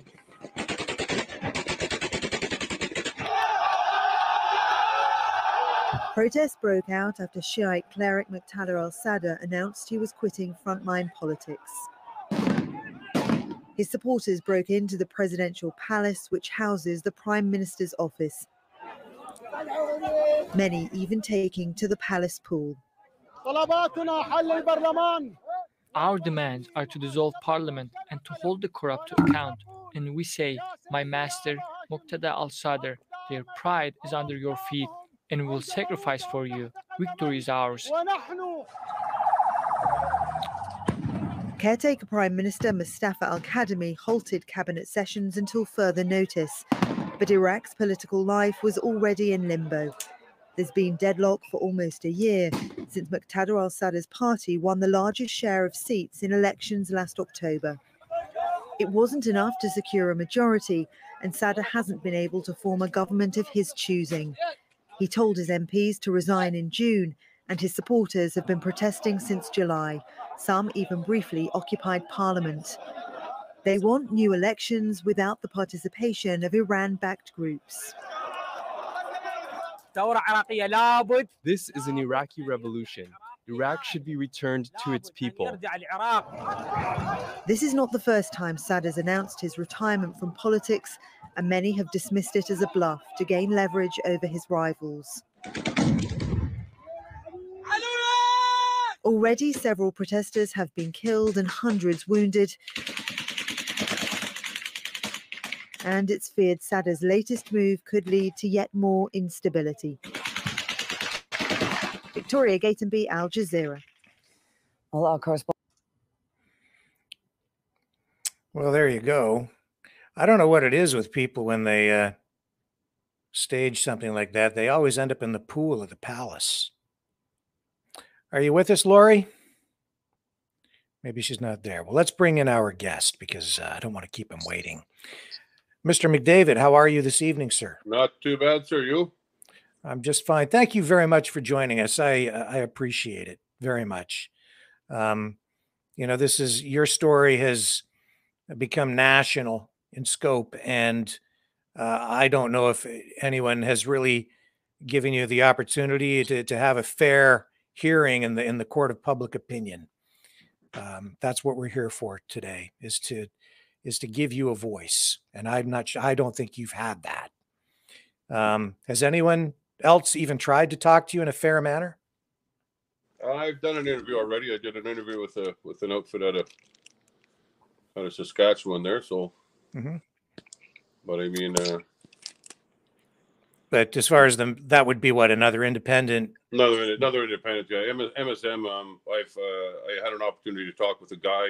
He's with CBC out of Ottawa, and I just told him, I said, under no uncertain terms am I going to talk to you. You're gonna spin everything I say, and you are the enemy of the people because they're complicit in what's happening with Canada right now, and basically around the world. You know. Right. Yeah. I was polite, and I just told him, no, I'm not going to do an interview with you. Basically. Yeah. Let's just walk this back a little bit. Is it okay if I play that video from the other day? Can I run that? Is that all right with you? You betcha, man. So people know what we're talking about here. I have to find the clip here again of it. I believe it's right here. Here it is. Okay, let me just get this queued up so that people can see it, because we have a lot of people even from other countries who watch the show, and they may not know what we're talking about if they haven't seen this yet. Okay, so I believe this is it. Here we go. So I'll just cue this up. So this is Canada's Deputy Prime Minister. And can you tell us, where was this? What building was this? City Hall in Grand Prairie, Alberta. Okay. And you were at City Hall because you were going to meet with some local politicians, as I understand it, or hoping to? Actually, I was working. That's why I had my my lovely white tank top on. It was in great shape, as you've seen in the video, and that people have commented. No, I just found out an hour previous that she was coming to Grand Prairie, and okay. So Sharon made a phone call and talked to another business owner in Grand Prairie, and she said, "Well, the city's hosting her." And I'm not going to say I started to vibrate, but I got upset that finally knowing we really didn't know where our city stood when it came to the globalist forum, right? And that pretty much told me that where they stood, and because I had talked to Miss Clayton before, and the mayor, and she actually called me back one time, probably a year and a half ago. Like I said, we've been fighting this fight for 2.5, 3 years. We knew this was coming down the pipe a long time ago. So I talked to her, and she denied everything. Oh, what do you mean WF? What do you mean globalist? And I mean, that was that cemented it in my mind that they were working hand in hand. And I just got done talking to Sharon maybe 5 minutes before that, and I said I was going to go to Costco and fuel up, and then I said, well, what do you think? Let's just go to City Hall and see if we can talk to somebody about this down there. And so we went down there, and I told Sharon on the way down, I said, we'll never be able to talk to her personally because they don't tell you where they're going to be at any given moment, right? Yeah. So I walked in there, and then just like the video shows, man, it ain't doctored. I'm not hooked up with no politicians. I mean, I don't. They can't pay me enough to destroy this country and be complicit in destroying this country. I love this country till the death. I'll tell you that right now. I'll die on my 2 feet, not my knees. I got no children, but I'll fight for everybody else's children. I mean, there's a lot going on. We could talk for a month on this show and not cover all the corruption and the embezzling and the racketeering and the money they've laundered and went missing, and the $1 billion to Ukraine for arms. I mean, it goes on and on and on. So we went there to talk to the city folks. She said number 1 and 2 in command are in the meeting, and that was probably the 3 guys that came out of the room directly behind in that picture. That's where that room is, where they were having the meeting, and they came out once they heard me yelling. Hey, okay. I don't apologize for not yelling at her. I mean, she's lucky. That's all she's getting. I mean, they've been very bad people. They do not care about Canadians. They do not care about this country. They're willing to do what they can to destroy this country, and that's plain and simple. They want to destroy the moral fabric of the country, Christianity, you name it. Well, let's let this roll just so people can see this and they understand what the media frenzy has been about. Yeah. What the fuck are you doing in Alberta? You fucking traitorous fucking bitch. Get the fuck out of this province. You don't belong here. You're a fucking traitor, you fucking bitch. Yeah, go ahead and hide. All right, guys, you got a traitor in the fucking elevator. Chrystia Freeland, I'm going. No. I'll walk up with my own power. Don't touch me, okay? Don't touch me. Go. We are leaving. Touch me. We are leaving. Do you love that? Do you love her? Do you love Chrystia Freeland? No. Yeah. I fucking hope not. Don't tell me to get. I'll walk up with my own power, okay? So back off. Fucking back off. I know this gentleman here. That fucking cunt shouldn't be allowed in Alberta. She's destroying this country. Your kids are going to have no future. Okay? I hope you get it. Somebody's got to get it. Because we're the only ones fighting for this country right now. And it sure as hell isn't her.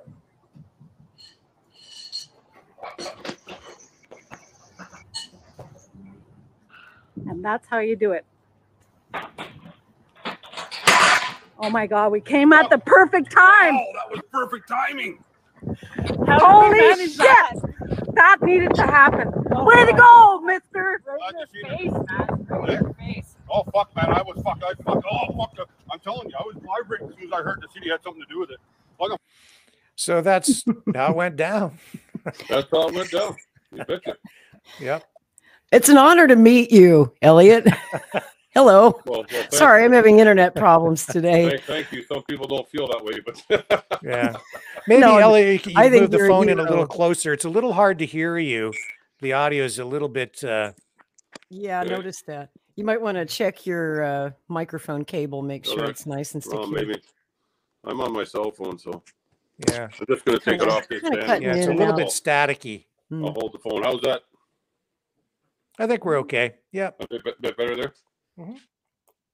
See, you didn't know she was actually going to be there then. You just knew she was in town, and you went down to City Hall to try to speak to someone about the trip there and find out what you could find out and have a discussion. Is that right? You betcha, yeah. Yeah. So, what were your concerns? With her visit there locally, we've learned that she was there to push this initiative to expand this caribou reserve, making it 4 times its current size, taking in an area from just under Grand Prairie all the way to the U.S. border. Was that something you were aware of, or were there other issues that had you concerned? Well, I know there are a whole bunch of issues that have you concerned. There's a bunch of stuff. Yeah. Well, they were doing a big do downtown, and I knew she was there to speak to some farmers and stuff. And I thought, well, what farmer in this country wants to speak to her? I mean, that's horseshit right away. And then she was here to. I also heard she was here for the grand opening of the hospital in Grand Prairie that was way over budget and all that stuff. So this caribou thing is another thing. I mean, it's from Grand Prairie to Grand Cache. It's 30% of the oil reserves in Alberta. It will shut down Alberta effectively for 130. They say they know of caribou. I mean, we know they're out to get the oil patch. We know they're out to take the oil patch. They're out to bankrupt everybody. They want Alberta. That's the jewel of Canada, right? As far as resources go, anyway. Mm-hmm. And I'm not gonna take this sitting down, and a lot of Albertans aren't going to. And I mean, we need everybody on our side. We need the police on our side. We need the people that don't believe there's anything going on. I mean, there's lots of evidence out there to prove otherwise. I mean, and we're not freedom fighters aren't racist. We love everybody. I mean, it's one big family, and we'll fight for everybody. You know, that's the thing too. I mean, the prime minister came out and he tried to turn this into a racism, misogyny, sexism thing. What's your response to that? Yeah, and it was having to do with women in power too, like our lawyer friend on the screen right now. I mean, that we're going against all them ladies, and I mean, I love the idea of ladies in high positions and having some power. We're all equal, right? And I don't discriminate whether what your sexual preference is, what your vaccine status is, nothing. This country's got to unite. Everybody has to unite. Mm-hmm. Right. So the media is trying to turn this into also same thing, right? It's like racism, sexism, ism this, ism that, but that really wasn't your motivation at all, was it? There was no motivation at all like that. That wasn't what I went to talk about. I went to talk to City Hall to see why they are hosting her when there's documents proving she's already raised hell in Ukraine. You know, trying to she calls over there. I us believe. Racist. That's what she's doing. I mean, she's got heavy Ukraine ties. Yep. Her and her mother kicked out of Russia for some reason back in the day for I guess they thought she was spying on Russia. I mean, the woman's been evil, I believe, from day one, and that was what was going on. I mean, she's a young globalist leader with the WF, the World Economic Forum, rubbing shoulders with Klaus Schwab and all them guys. Well, in fact, she's on those guys want us. She's on the board. Yeah, she's on the WEF board. Yep. She's on the board. Yeah. Yeah. So why would the city? Why would Jackie Clayton, the mayor of Grand Prairie, be hosting stuff for her? At least we know now we can deal with it in Grand Prairie also. Mm-hmm. Like we're what's not happening, guys? Well, there's gonna be no violence involved. We're not violent people. Yeah. Can I ask you? Do you have a microphone plugged into your phone, or is it just the mic on your phone that you're using? Just a mic on my phone. Okay, maybe bring it in a little bit closer because it really sounds very far away. I'm not sure why. It does. Or maybe your hand is over the mic. I got that staticky sound. And it's very staticky kind of too. Cutting in and out. You should. How's that now? Come over here. A little bit better. Just hang on. Better when it's closer to you. I'm gonna move locations here. Yeah. I got terrible service. How's that now? I don't know. Doable. Laura, I can understand you. It's just the static is distracting. Yeah. I don't know why I got static. I really don't know why. But we can understand what you're saying, and what you're saying is so important. We just want to keep rolling. You know what we should maybe do? This always works. If we can just disconnect and then have you click the link again, sign back in, it'll probably fix the whole thing. That's my guess. Sometimes that does the trick. Yeah. Okay, I'll leave then. Yes, and then I'll just let you back in when you link back in. It'll probably fix it. You bet. Give it a try. That was epic. We got people in the chat going, roll that video again. It never gets old. While we're waiting for him to come back, you want to roll it again? Yeah, let's do that. Let's do that. Yeah. Not all heroes wear capes. Some of them wear a wife beater shirt. Yeah, well, he's not a wife beater. No. Chrystia, the fuck you doing in Alberta? You fucking traitorous fucking bitch! Get the fuck out of this province! You don't belong here. You're a fucking traitor! Look at her fucking smiling. bitch! She's smiling. Yeah, go ahead and hide. All right, guys, you got a traitor in the fucking elevator. Chrystia Freeland, I'm going. I'll walk up with my own power. Don't touch me, okay? Don't touch me. Smiling. No. Smiling. We Do are not leaving. touch me. We are. Look at his eyes. Look at the look on this guy's face. But she's just, it was smirk. It was like a smirk. That smirk. Yeah. And the like a women smirk. with her, is her security team female? She have Charlie's Angels providing security for her? I don't know. I don't know. I don't know who those women were. I didn't see like any armed men protecting her. I don't know. I'll tell you this, like the media just, well, the coverage is so predictable. You know? This guy's face, though. You picked just the right freeze frame, Rick. That is beautiful. Look at those eyes. I guess he's City Hall security. Is that what he is? I don't know. He kind of looks to be playing that role. He looks worried. He looks deeply, deeply concerned, this guy. I just want to know who those women of mystery were traveling with her. They didn't look very amused. I'm not sure. And I don't know if, I'm not sure if Justin Trudeau made additional comments on this today or not. I know that the RCMP said they're going to investigate this thing. So whatever. There's nothing to investigate. And you're back. I hope the audio is better this time. It probably is. How was it? Sounds like Better. that's better. Much better. That's better. Yes, it is. Yeah. Thank you for doing that. You betcha. I You betcha. appreciate it. Yeah. So I was just saying, there was there were some media reports today saying the RCMP is going to investigate this. Have they contacted you? Are you aware of any of that? I've heard nothing. I was just careful coming home. Let's put it that way. Mhm. Yeah. I don't see that there's anything to investigate here. Yeah. Well, they want to make examples. They made examples of my people I know in the freedom movement already. George Billings, Pat King, Tamara, right. Alex from down south. Because I spent time at the Coots border. I've been 10 weeks down there, and we've been fighting for this country, guys. That's all I'm telling you, man. There's nothing false about what's happened. I mean, it wasn't staged. It was just divine. It was divine intervention for her to be there when I was there. I totally believe that. I mean, what are the chances, right? Exactly. Yes. That's what we wondered when we saw the video the first time. We were like, did he know? Did he plan this? I mean, you knew she was going to be there, but the timing just worked out that she would have. I didn't know if she was going to be there or not. I didn't know she had a meeting with Jackie Clayton, because I guess they did. Somebody said they seen pictures later. They were hugging and all this shit, but you can see the video. I'm talking to the clerk at the desk, and if Sharon hadn't said, "Elliot, that's Chrystia right there," she would have walked right in that elevator, and I'd have never known it. right. You know, and that's what happened, guys. So, I mean, I've heard the media use the word assault, but you never touched her. No, You never got close enough to her to actually touch her. So I don't see any assault there. there's no assault. I didn't hear you threaten her.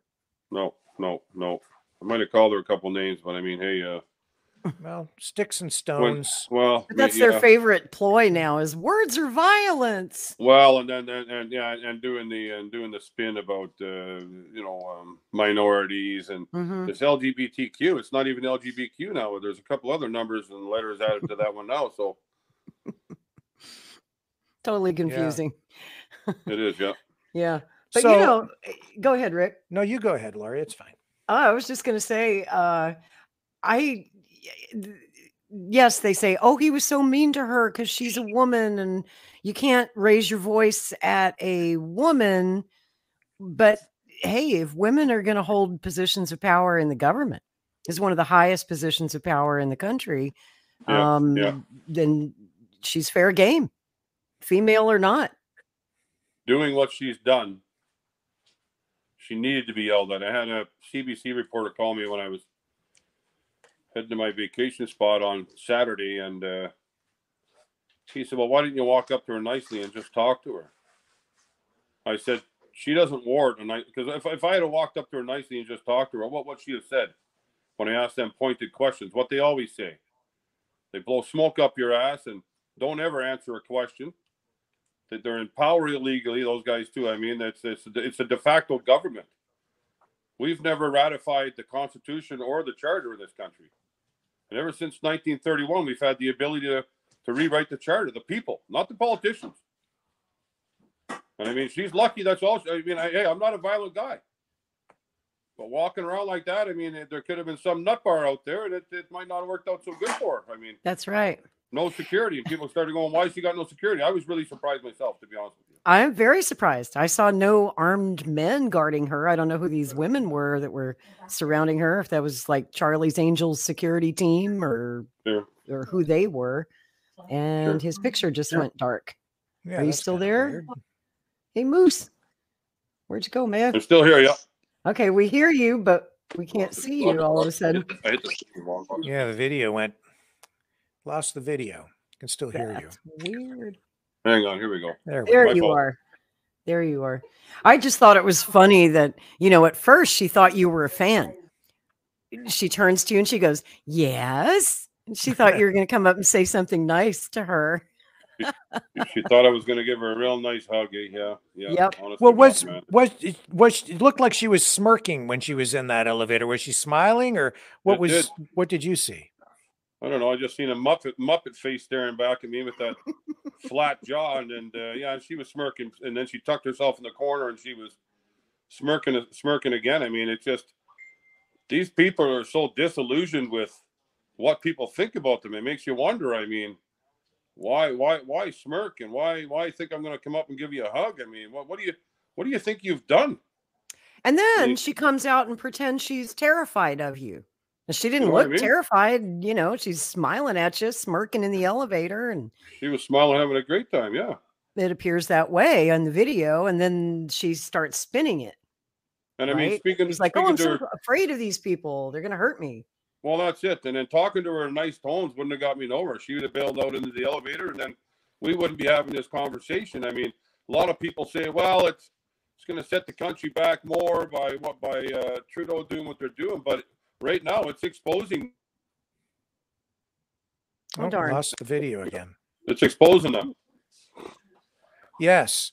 Well, I mean, you must be disappointed in some of the other politicians, including even Pierre Poilievre, who, you know, they really haven't come out to support you. They've all sort of come out against this, and it seems like there's a lot of virtue signaling going on. They're all birds of the same feather, my friend.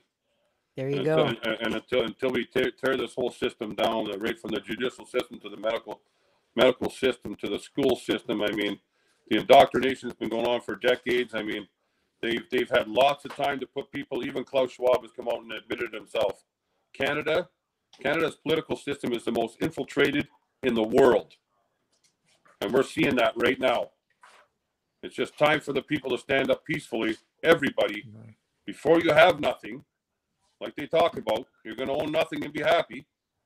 I mean, this is not just talk, guys. It's real. 100% real. Yeah. Specifically, what are your concerns?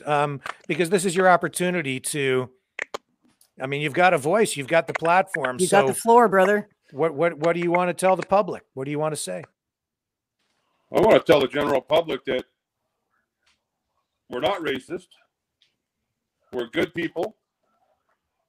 We want you guys to join us in solidarity and fight this and stand and talk and We need to get together, but the country needs to unite. We can't have this division. You know what I mean? This country, if we all unite, can be better than it's ever has been. Better than our grandparents and our forefathers ever seen it. I mean, we're taxed to death. We're overworked. I mean, we're stepped on. We're punching bags at the right at the moment. And I mean, and it's a lawless country we live in. When they can commit the crimes they've committed, and nothing happens, I mean, that's a lawless country, and that's not going in the right direction. That's for sure.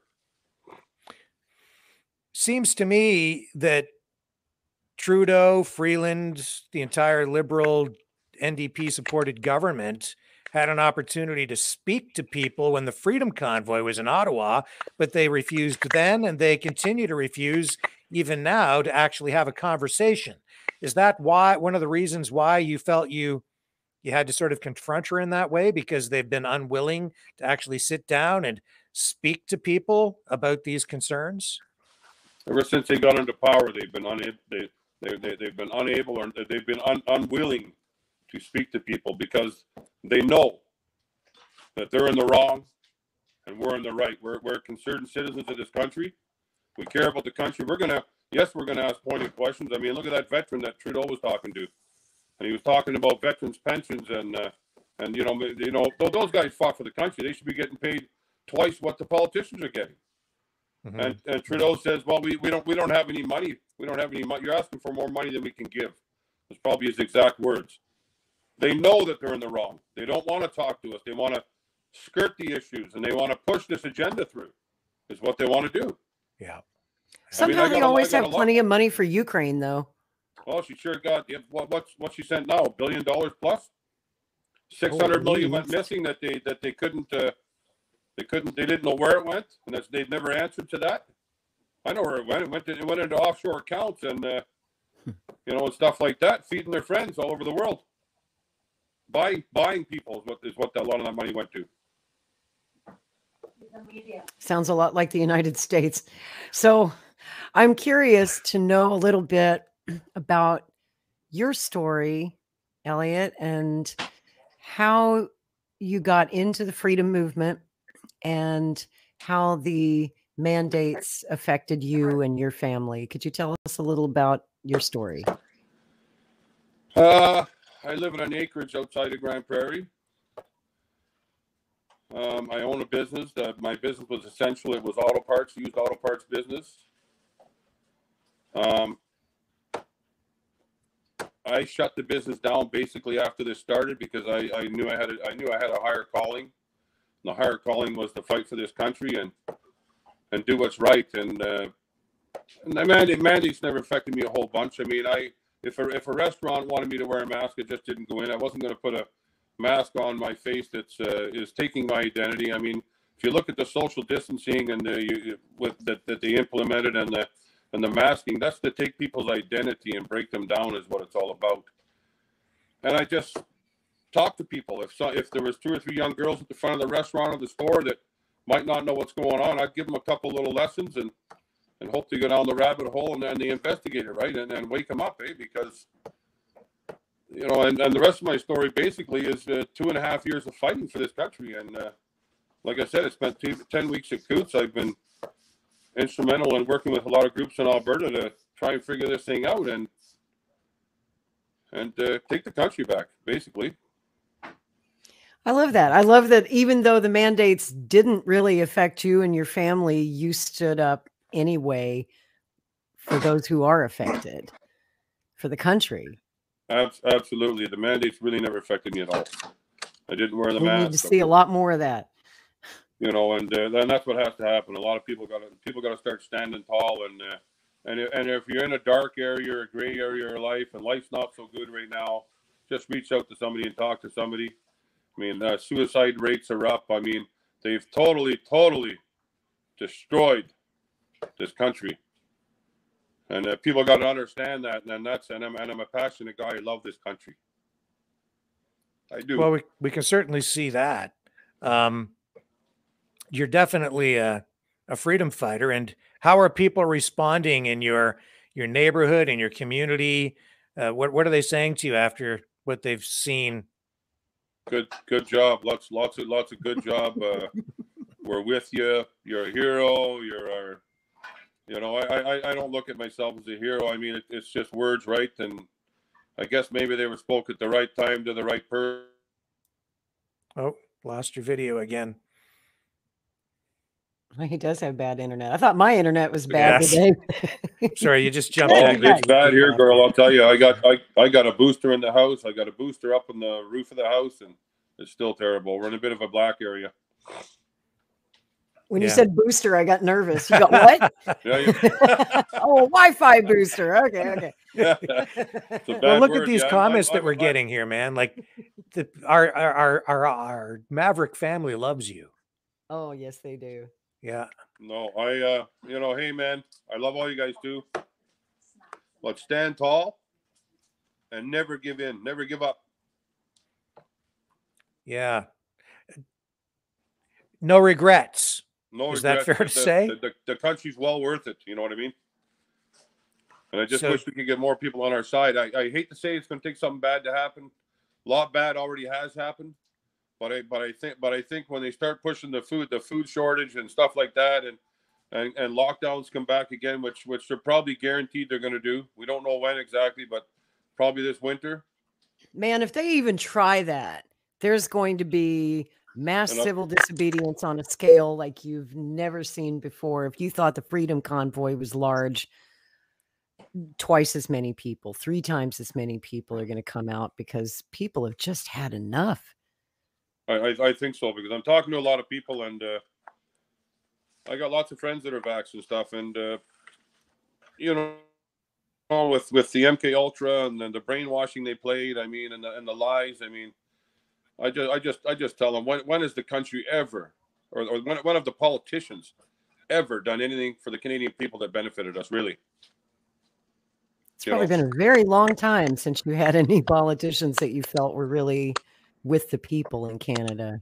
Yeah, they're all the same. I mean, Pierre Poilievre, he's the Trojan horse. I mean, we had a meeting at Grand Prairie, and there was about 1,500 people at the hall, and he was up on the stage, and he was supposed to do a question period, and he didn't. We had a bunch of patriots there standing against one wall, the left wall, and I jumped up on the stage. That video's out there too. I jumped up on the stage and confronted him, and he tried ignoring me hard, ignore me, and I finally got him up on the stage. The security was around. There was undercover RCMP in the audience. I wasn't there to be violent either, and I just talked to him. I said, I've been fighting for this country for 2.5 years, and if you get into power, which I believe you probably will, you better do what you say you're going to do, because every freedom fighter in this country is watching you. And he was just, yes, sir, yes, sir. I mean, they need to hear more from people. You know what I mean? They need people in their face, to be honest with you, and because they're not going to present themselves to us. I'll tell you that right now. So, how disappointed were you yesterday when he came out and closed ranks around Chrystia Freeland over this incident? It just proved what we all know, that he's WEF. He claims he's not, and he's going to kick all the WEF out of caucus. Well, you know, his campaign chair is WEF, Baird, and he's still on the WEF website, the page, and Baird is connected to the Erasure Group. Guess who else is connected to the Erasure Group? Gerald Butts. So you know those two are rubbing shoulders. So they're all in it together, guys. There's not one good party out there. We need people in this country that know what it's like to put food on the table at the month's end, and that aren't, and they won't be compromised. They can't be bought. That's what's got to happen. We got to guys like you. System. Well, hey, you know, you ought to run. I would run. I would. You should. 100%. I mean, this is one hell of a campaign launch video right here. Yeah, it's not too bad, I guess, eh? But no, we're connected with politicians. We're connected with some people in Alberta here. 2 people that put their hats into the running for prime minister, and they were denied. I mean, they spent the money and were denied because they were grassroots. They were on our side. Joe Boigneau and Christ, I can't think of the other name. It's not coming to me right now. But Grant I mean, Abraham. Grant Abraham, and that's what we do. We're in contact with Grant Abraham all the time. They're still working on stuff. We're still working on stuff, and And I think even if we independently take Alberta back, start with a province at a time, even, right? Because get them where it hurts the most in the pocketbook, and that's Alberta. And I think other provinces will join. I think that's an idea we're tossing around too, right? So what next for you, Moose?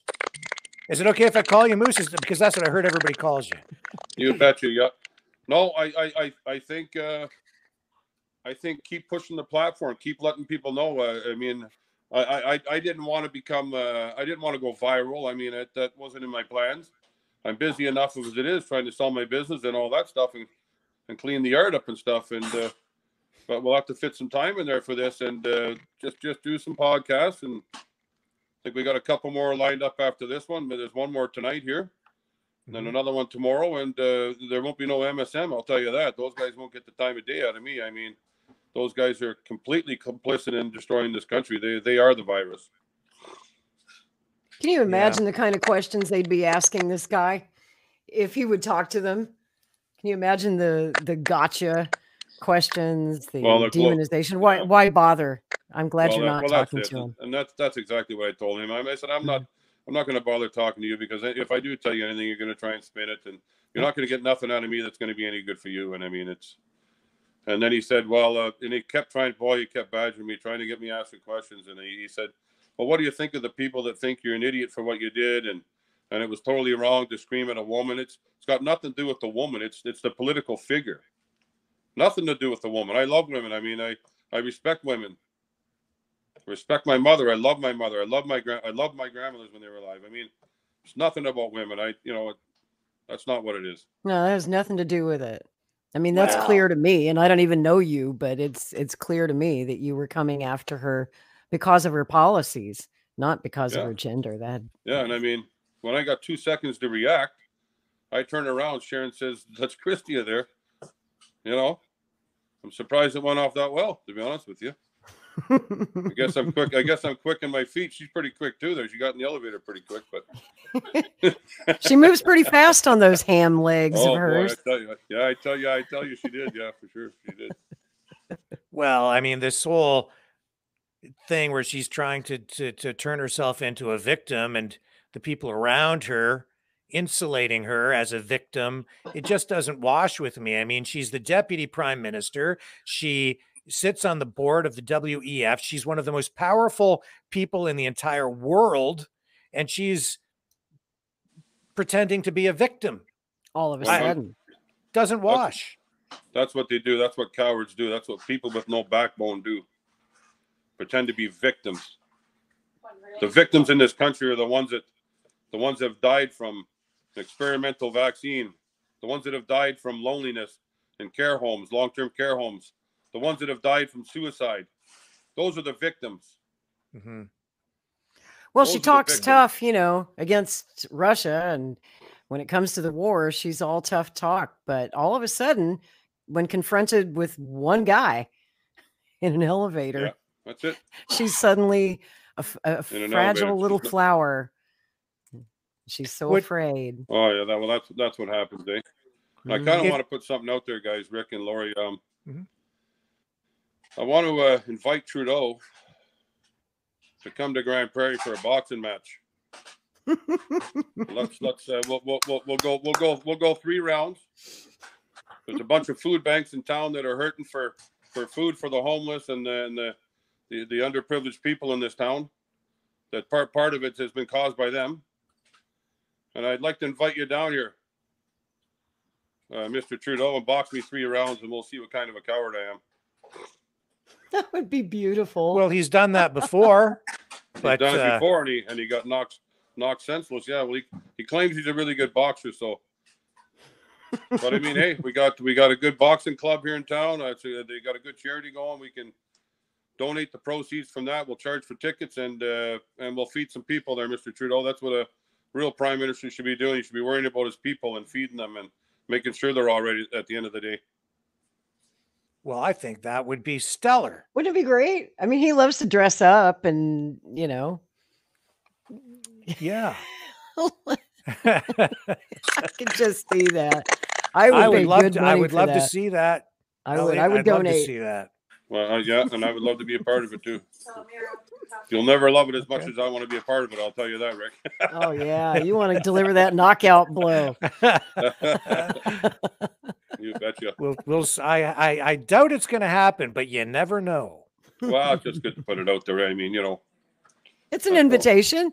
In fact, an invitation. You know something that could help bring the whole country together, wouldn't it? You betcha. You never know. It could. You just never know. It could. If you had it to do it all over again, would you do any part of it different? Nothing. Not one thing. I might try and throw another question in there at the end of it, or give her another one-liner instead of saying traitor twice. Yeah. But you don't regret the salty language at all, huh? Don't regret the salty language at all. My grandmother would have washed my mouth out with soap if she heard me swearing like that. Yeah. But I mean, there's a time to swear and there's a time not to swear. Well, it's what got the world's attention. Had you used polite language, I don't think people would be talking about it like they are now. That's what I'm saying. Yeah, exactly, Lori. If I had walked up there nicely and asked her a question, but how can you walk up to somebody like that and ask a nice question? I mean, it's it'd be really hard to be nice to her. Really hard. We'll just try and get things happening in this country, and anybody can follow me on TikTok and Facebook. So. Yeah, well, I mean, when I sit back and I look at it, I saw it completely different than the mainstream media immediately, because look at what they've done. They locked people down. They forced people to take an injection. They told people if they didn't do it, they'd lose their jobs. They took people's livelihoods away. They destroyed people's businesses, and even worse, They've destroyed lives horribly, like hundreds of thousands, millions of lives in Canada. And I mean, it's a shame. It's a shame to see. I mean, we need to create laws that like we should build a committee of 10 people that are grassroots, and if one chocolate bar or a cup of coffee gets bought and it's not supposed to, I mean, they get the boot. I mean, it's we can't run with this political system. This is a crown system. It's a legal system. We need to go with a lawful system. I mean, we got a lot to change. The lawful book is 1/10 the size of the legal book, and I mean, we got to take the country back and refine our own resources here, and any outside entities got to go. I mean, we've been sold out. We've sold out our resources to other countries, and I mean, all that stuff's got to stop. Got to stop. These streets should almost be paved with gold, with the resources we have in Canada that have been exploited. Yeah. Well, that's really the bottom line, right? They've been just sticking it to Alberta for a long time, the federal government and Trudeau in particular. A long time, yeah. And that time's got to come to an end. Yeah. And I didn't even realize that Chrystia Freeland's from Alberta originally. She's Peace River girl, yeah. She's farm girl. You have to look back and go, how could a farm girl have turned out like that? Exactly. You know what I mean? Yeah. So do they have a large Ukrainian diaspora there? Ukrainians that evacuated after the war? Yeah, there's some Ukrainians here. Yeah, there is. Yeah, you betcha. And a lot of communities in Alberta have, they'll have, certain, they'll have French, they'll have Quebec French over this town, this area, and Ukraine's in one area, and stuff like that. Okay. She put out a statement after this kerfuffle with you, and it just cracked me up because she said, "I just want to thank everybody for the warm welcome I received." Yeah, she got a warm welcome. I'm glad she got a warm welcome too. Just made me laugh so hard. Just send her my regards, will you? Yeah. Well, Elliot, I'm not sure where is there anything else you'd like to add? Have we missed anything here tonight? I just want to tell the people that, hey guys, start connecting with people. You can't always hang with like-minded people your whole life. I mean, you gotta talk to different people. Everybody's got different ideas, and we can all come up with ideas together, and we can unify and love each other, and and bring this country back to where it should be, people. I mean, that's what's got to happen. I mean, they're trying to destroy them. They are destroying the moral fabric of this country, and that's wrong. So let's get together, guys, and let's take this country back and work 3-day weeks and live well. I mean, back in the day, mom could stay home and look after the kids, and that's just 30, 40 years ago, and you can't do that now. You got dad working 2 weeks, 3 weeks out in the patch or whatever, traveling for work overseas, and that destroys families in itself. But because people have been pushed to that point, and mom's got to have 2 jobs. I mean, the kids are with daycare; they're getting indoctrinated into school. The school system is the only place you ever leave your kids with total strangers. Just think of that, and what they're doing. I mean, these systems all got to come down, and we got to do it better. Because you can. I mean, you can do it better. Everything you just said, if you were running for office, I'd vote for you. And I'm not going to be a buck. You can't shove a $5 bill in my pocket. You know, we don't need $300-some thousand expense accounts. We don't need to be flying all over the goddamn country. You know, Chrystia Freeland, a lot of guys are saying part of her coming down here was to just get her holiday with her family paid for, because she's up there visiting them, I guess, right now. So, but I mean, did she come in a private jet? I mean, total transparency and truth. I mean, that's. So I'm just going to see, is there anyone in the chat, anyone in the audience that would like to ask Moose a question? You can type it out in the chat, and we can throw it up there. If you do a super chat, then it'll be highlighted. It'll be easier for us to see it. Yeah, the chat goes by so fast. Sometimes we can't keep up. I'll give him a minute. How did you resist knocking her out? Somebody asked. Not that you would ever hit a woman, but it was. But the mainstream media, they probably have been badgering you, right? Like a lot of calls trying to get a hold of you. Yeah, a lot of Globe and Mail and other stuff too, and the local newspaper, CTV, CBC. They're not going to get no responses from me. Not a one of them. He says, please ask. Support. Hosea 2 says, please ask, which groups should we support? I'm not sure what that means. Depends what part of the country you're in. I mean, whether it's political groups. I mean, I don't think there's none of these mainstream political groups are any good. I mean, we got one guy in Alberta that got tossed out of the party. That his name's Todd Lowen. There's no dirt on him. He's a really good guy. He supports all his people that are working with him are volunteers. And I mean, he doesn't take any money from the crown, any money from the people. Let's say, you know, beard grooming tips. The only reason I still got this beard is because it ain't coming off until we take this country back. I love that. So I got no beard grooming tips. Sorry. Just let it grow. Yeah, no, looked good on her. Yeah, the beard will. Yeah, Shelley says, is the RCMP investigating you?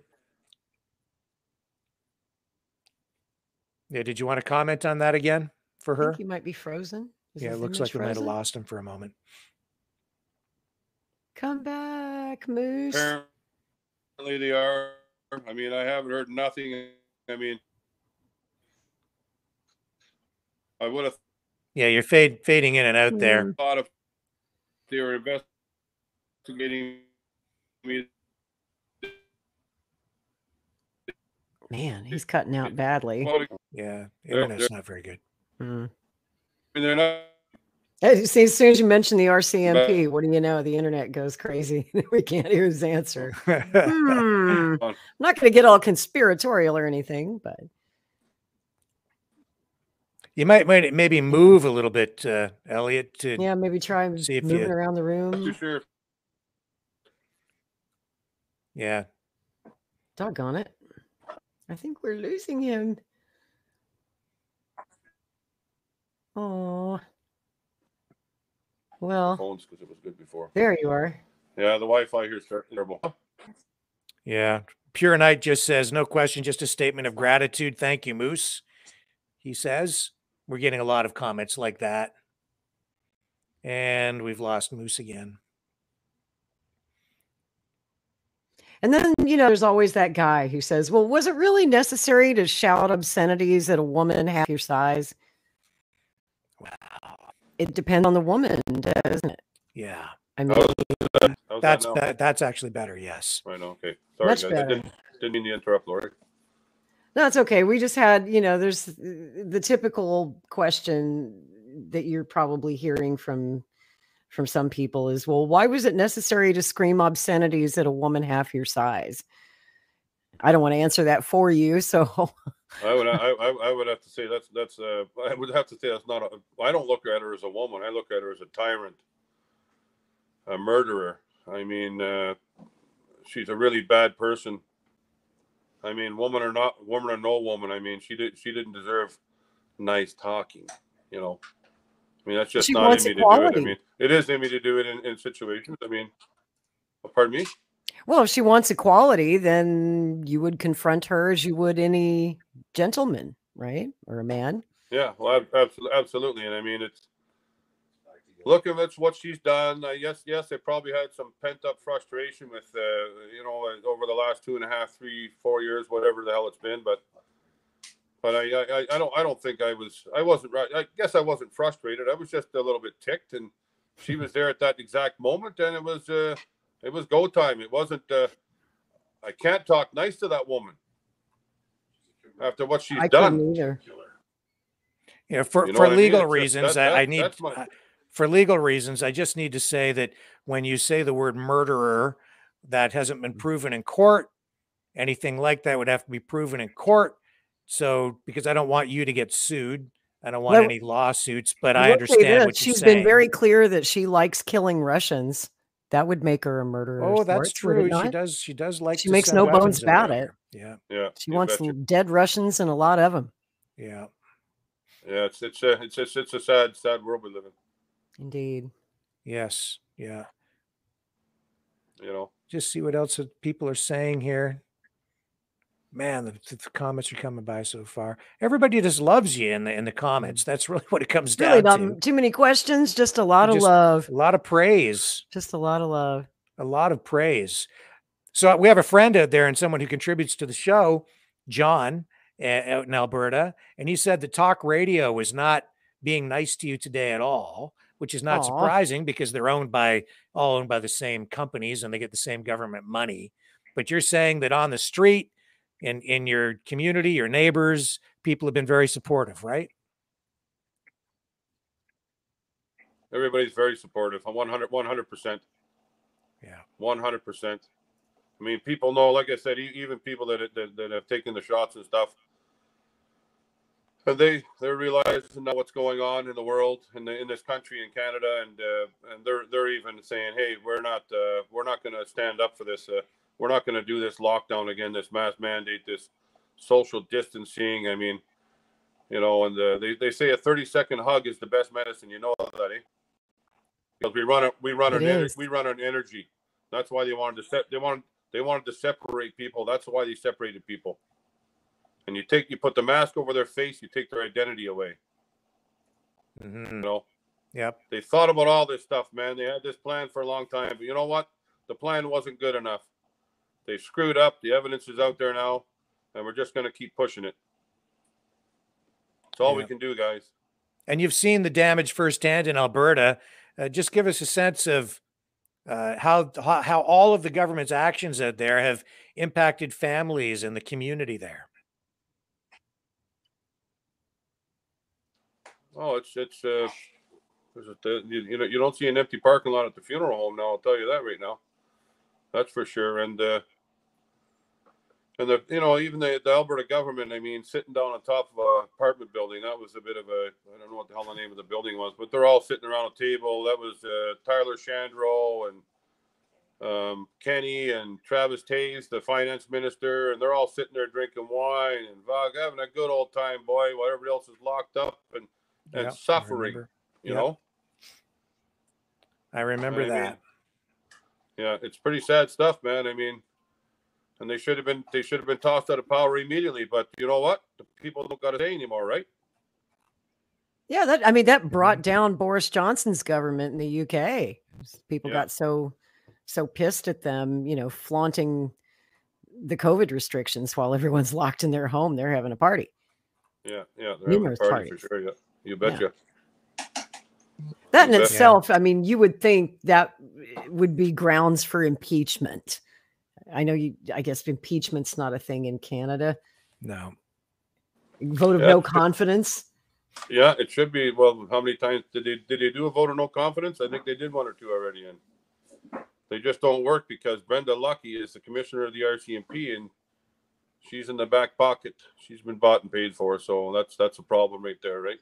Right. There's lots of federal judges and superior court judges even that are in positions of power that are on their side, right? That's why I say Canada needs a cleansing, bottoms up cleansing. Absolutely. Throw them out. I hope you guys throw them out at the next election. And as far as I'm concerned, no pension. You don't get no when you leave power in office, you're done. You've raped the Canadian people for enough money. Mm-hmm. So you'll be. Do you go to freedom rallies and are you active that way within the freedom movement? Yeah, doing convoys. I know a lot of the boys that went to Ottawa, and we started up a thing on the borders over here called Bear Hugs, and it was called Operation Information. We were doing the Alberta-BC border we did it twice.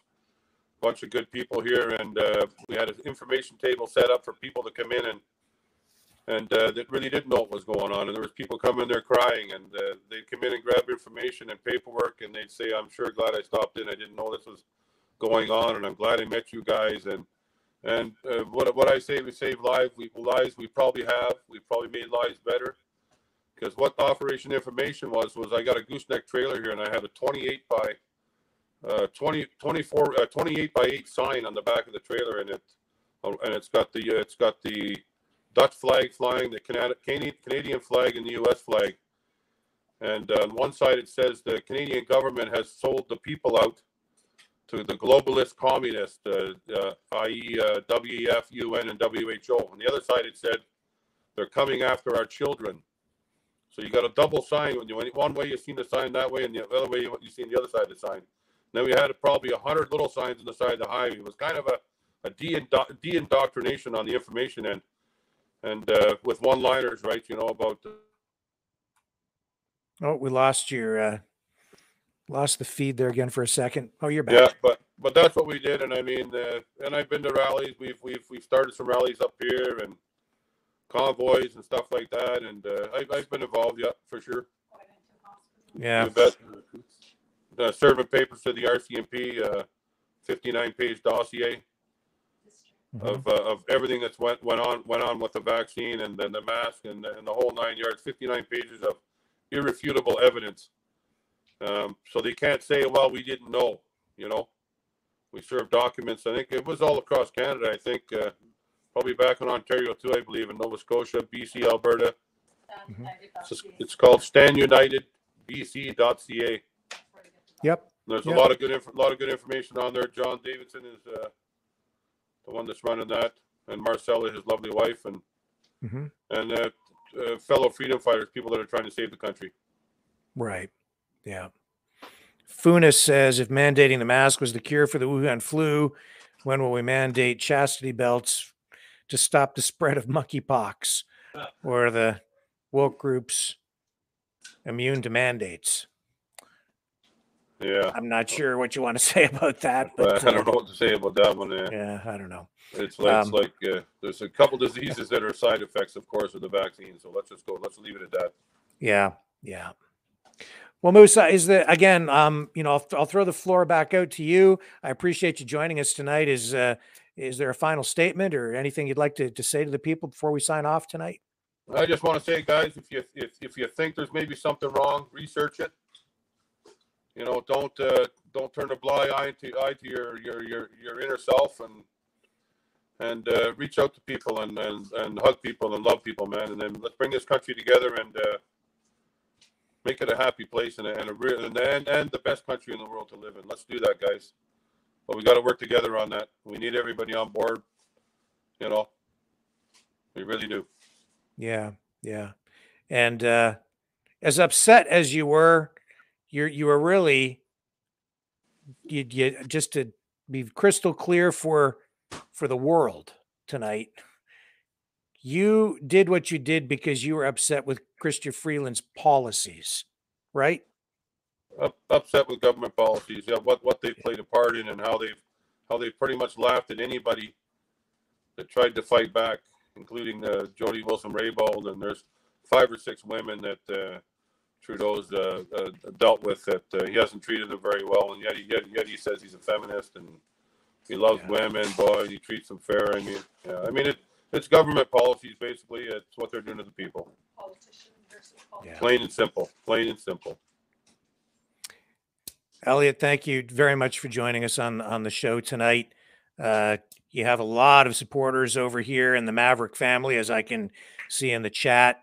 I'm glad that you were able to, if we can get you back for just a second here as your internet cuts out again. I'm glad you're able to clarify in your words, using your voice, what happened, because the media is really spinning this in I think, a very unfair way. Unbalanced. No, yeah, no, 100%, Rick. There's no discrimination. I love gay people. I mean, if it's their choice that they want to be gay and do what they want to do. I mean, and black and white and yellow. I mean, it doesn't matter. We all bleed the same color, guys. In the end, and you're married to a native. And I'm married to a native woman too for 20 years. So I mean, that definitely ain't no racist. I mean, it's all about helping people. Maybe that's my mission. I don't know, but we'll keep pushing anyway.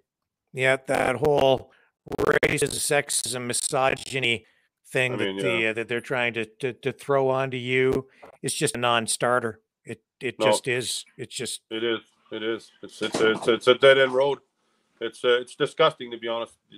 And you know what? That should offend them people a lot more than it offends me. Sure.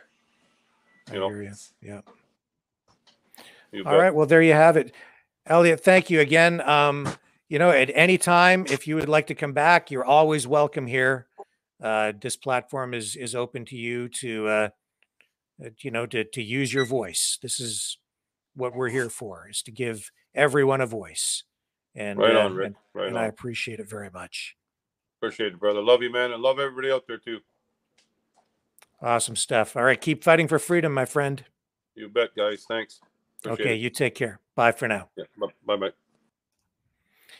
Elliot McDavid, Moose, the man who stood up to Chrystia Freeland and is standing up to Justin Trudeau. And I would love to see that boxing match. I think that would be awesome. And it could actually raise some money for charity in the process. The challenge is out there. If Trudeau was smart, he'd do it. Because that would unite people. It would be fun. It would benefit a charity, and it would show that he's a good sport. And instead of trying to punish someone and make an example of someone who maybe doesn't agree with him politically, it would be an opportunity to build a bridge. It really would be. So there you go, Justin. There's another opportunity. Don't think of it as a boxing match. Think of it as an olive branch.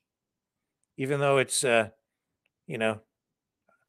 physical altercation in a ring, I think it is actually an olive branch, an offering of peace in a way, which is so typical, actually, of what the freedom movement is all about.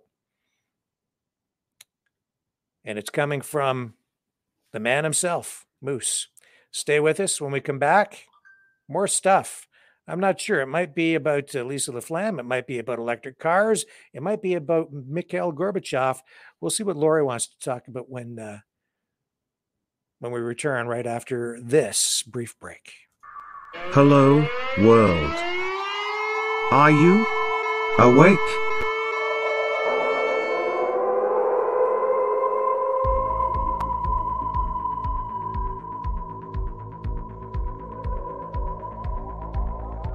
Uniting humankind by liberating millions of minds at a time. Maverick News. The world is watching.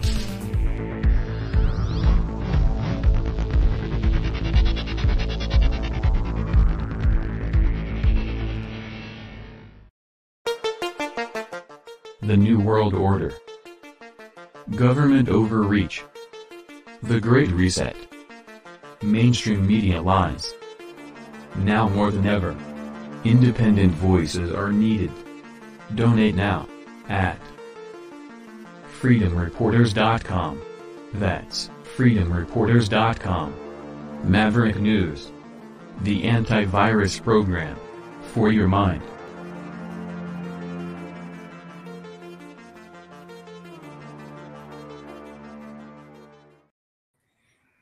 We're back. Man, that was awesome. I'm so glad you came to join us. The only thing I get nervous about is, the cops and the lawyers and the legalities and all this stuff, because at this point, I would think they're just out there looking for any excuse to lay a charge, to make an example of him. Of course they are. I wouldn't want that to happen. That's why, I wanted to just try to temper things there a little bit, because I didn't want them to have any excuse to come after him by him just maybe saying something that they might be able to take out of context. Oh, right? And they will. Yeah. No doubt. Yeah. They will try. But, again, those are words. And even when he went so far as to call Chrystia Freeland a murderer, that's a verifiable fact. It is. When you look at the weapons that she has sent, right? Mm-hmm. Yep. She's been very clear that she wants to kill as many Russians as possible. And she's got a bad case of Russophobia. Yeah. And apparently a bad case of Canada phobia too. Uh-oh, not again. Boy, what's going on with the internet around the world tonight? I don't know. My internet hates me today. You can still hear me? I can. Spock's brain is back. Darn it. Arg. Okay, stall for a minute. I'll be back. Okay. Darn it. We'll put the brakes on.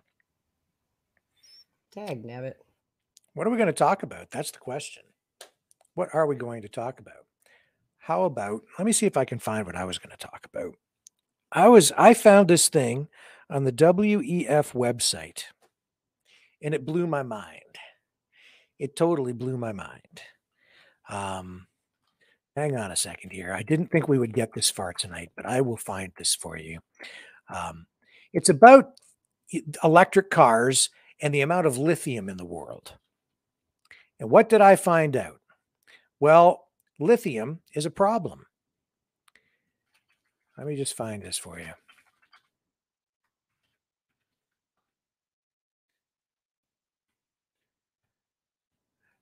So they want us all driving electric cars. They want everything shifted over to electric cars.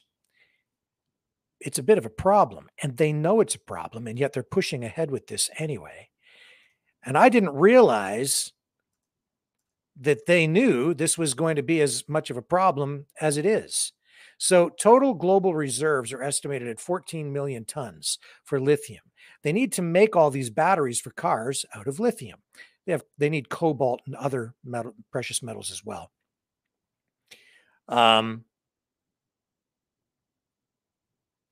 Most of the lithium is mined in countries where they're using even child labor. They're strip mining this stuff. And there was an article and a study done by the World Economic Forum where they outlined this whole problem with lithium and why there is actually going to be shortages.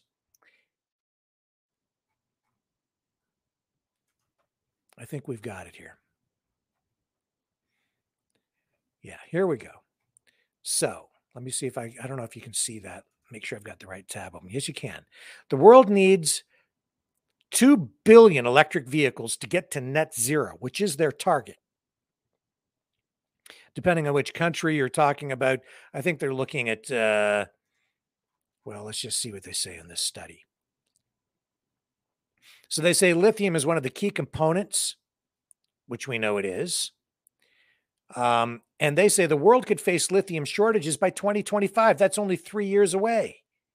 That's according to the International Energy Agency. So they know this. And they know that demand is going to triple for lithium because they're using it not just in electric cars, but also for cell phone batteries and other types of, batteries for other electronic devices. Could triple by 2025. And they know that they need 2 billion electric vehicles on the road by 2050 for the world to hit net zero. That's their target. But they've only sold, as of last year at 6.6 million electric vehicles, which is just a drop in the bucket. They say lithium supply faces challenges, not only from surging demand, but because resources are concentrated in only a few places, and over half of today's production is in areas with high water stress. This is the other thing they're not telling you. It takes a ton of water to mine lithium. And when you're using that water to mine lithium, it becomes polluted. Future developments with batteries or manufacturing methods could eventually alleviate some lithium shortages. But even what they're proposing in here as some of the solutions over time, I don't think are really viable. I know they're not. So they refer to lithium as white gold because it's so valuable, because demand is increasing for it, because they need to make more and more of these EV batteries.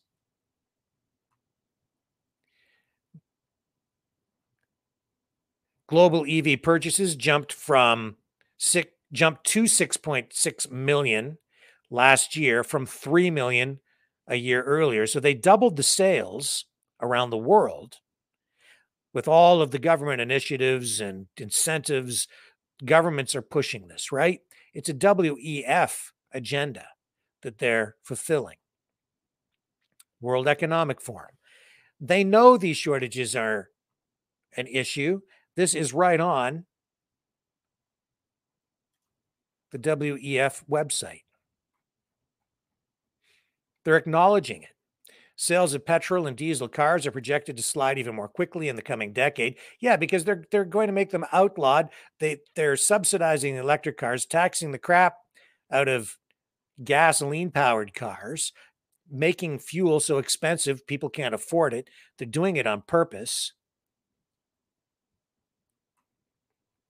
30 governments said they would stop sales of new gasoline and diesel-fueled models by 2040, ending them. And in Canada, I think they stepped that up. I think we're looking at 2030 in Canada, where you won't be able to buy gasoline-powered cars anymore. I'll have to check that, but I'm pretty sure. It takes 8 kilograms of lithium for a single battery pack in a car. And that's for a short-range vehicle. Global lithium production totaled 100,000 tons last year, while worldwide reserves stand at about 22 million tons. They talk about a sustainable product, but it's pretty clear that there's a limited supply of lithium. Projection of worldwide lithium demand from 2019 to 2030. And look at the size of that graph. They were worried about running out of oil. We have an ocean of oil, oceans of oil under the crust of the earth. But it looks to me, based on this, like there's a strong possibility we could run out of lithium. Unreal. Before we ever get these electric cars back online or get them really, really fired up and turn it into a real thing.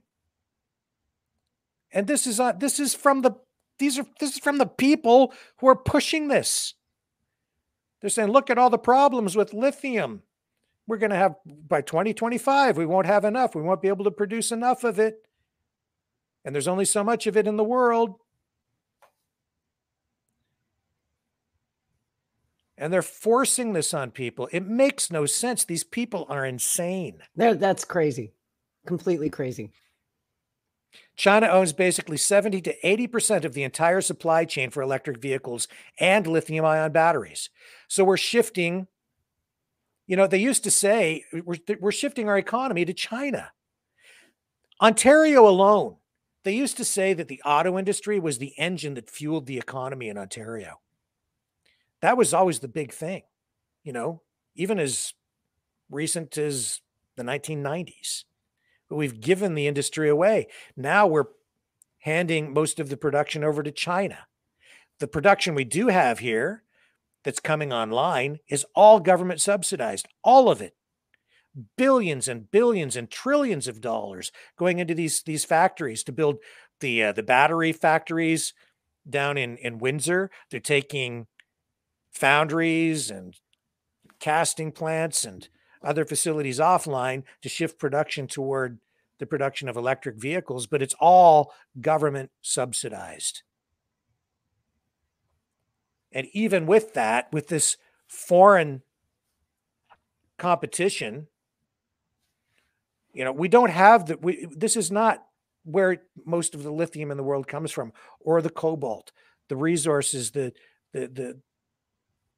components, you're gonna have the stuff. You're gonna charge your car with a USB cable now? Yeah. How's that gonna work? It's not. And then if you go down in the article, and I was reading this, they say, oh yeah, but one of the things that will help ease the demand for new batteries will be the sale of secondhand electric vehicles. That doesn't even make sense. No. Because these vehicles simply, they have a lifespan. These batteries only last so long. It's like the battery in your laptop. In your phone. Yeah. Yep. So these cars, you mark my words. And we've been seeing this. I've had people sending these things to me just within the last few days. These cars are only going to last 5 years, maybe, and they're going to need their batteries replaced. 6 years. And those are expensive batteries. Yeah. Oh, yes. And so I'm seeing people now junk their cars after just 4 or 5 or 6 years. That's it. So what does that mean?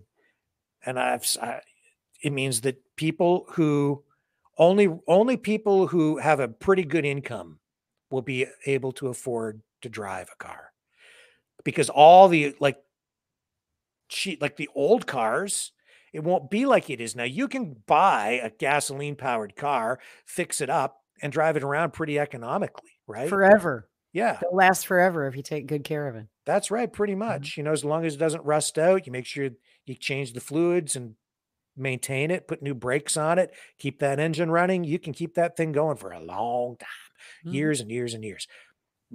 I don't drive new cars. I drive like 20-year-old cars. I'm driving a 20-year-old car and I love it. I wouldn't get rid of it for anything. And I certainly don't want a hybrid or an electric car. Not going to get that.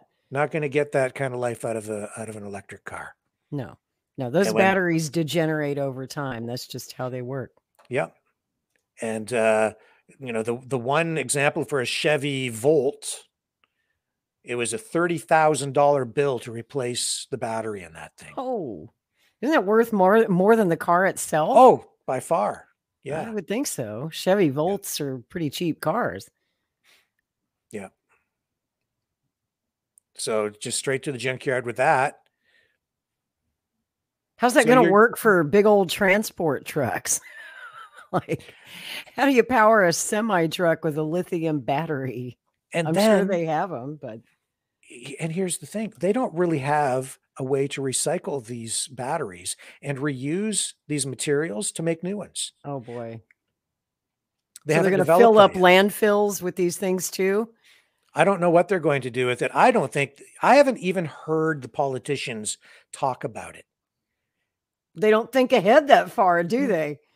I thought they wanted to save the planet. That's exactly the question though, right? Do they? Because I don't. Yeah. They're talking about making the factories to make these cars and how great it's going to be. I haven't heard anything about money to go into recycling, disposal of all these batteries. These things are going to be toxic and useless in the winter. This is Canada, for crying out loud. I mean, well, reduced range for sure. Then as the vehicles get older and they have reduced capacity because they do lose their range over time. In the winter, it'll be even shorter ranges. In the cold, you have to run your heater and your air conditioning off those batteries. Now, I've test driven some brand new electric vehicles. They run okay in the summer, and when they're new and the battery is new, right? Mm-hmm. But 5-6 years later, it's going to be a totally different story. This will be a real problem for low-income earners. Yes. How will people get to work if they can't afford a car? Everyone will be riding a scooter or a bike or riding the bus. Yeah, or you'll be buying some used piece of crap with really short range because the battery capacity is diminished so much that you'll get like 50 miles out of it or 40 miles. And you'll be hoping you get home at the end of the day because you haven't been able to charge it up at work. This just sounds like a recipe for disaster. I think so. To me. Mm-hmm. But I don't know. These people are smarter than me, right? They went to all the best schools and they have degrees in this stuff. And supposedly they're so smart. You know what it is? They don't care because they're rich. They can afford to buy brand new cars every couple of years. Sure. It's not going to affect them and they don't give a damn. And as far as they're concerned, the poor people, well, we've talked about it. They have no respect for us, right? The middle class, the lower middle class, the poor people. No, just let them do without. There are too many people anyway, right? I'm buying a horse. My horse will live longer than that battery. Yeah. We're all going to be riding I'm bicycles. a country girl from Oklahoma. I got no problem at all riding a horse. Yeah. I love riding a horse. So that's right from the WEF website. I hadn't seen that before. They know this is a problem and they don't care. Obviously not. They don't care because it's really a problem for the poor people. They hate us. They just hate us. Right. Even if there's shortages for lithium, it still doesn't affect them. Even if the prices of the vehicles double or triple, it still doesn't affect them. They can still afford to drive them. They'll buy them and just other people won't be able to afford them. That's it. That's what it comes down to, folks. You're not going to have cars sooner than you think. So our entire way of life is about to change. Justin Trudeau will make sure of that because will make it illegal by 2030 to purchase a new gasoline-powered vehicle. I suppose maybe they're hoping that the technology will improve to a point by that time that these problems will be solved. But I would think that if you were going to drive toward the edge of a cliff, you might want to figure out whether you're going to have a bridge built there before you get there. Well, yeah. I don't think but they clearly haven't made that plan yet. So if by 2030 or 2035 or whatever the year is, they don't have a bridge built yet, we're going right over, baby, because all of the production capacity for gasoline-powered cars, gonzo. And they won't be able to just turn on a dime and start producing things again. This is reckless. This is because it's all government-controlled, state-controlled economy. The free market is not being allowed to function properly. It's all being driven by government WEF pie-in-the-sky mandates. They've just decided they want to do it, and they're just going to push it, and this is what they're going to do. Got a super chat from Sage and Fool. She says, I really wish you two would listen to Tom McDonald's The System. I'm not familiar with that. Are you, Rick? Nope. It's a rap? I kind of like rap. Some of it. She says it's a bit difficult, but listen to the words.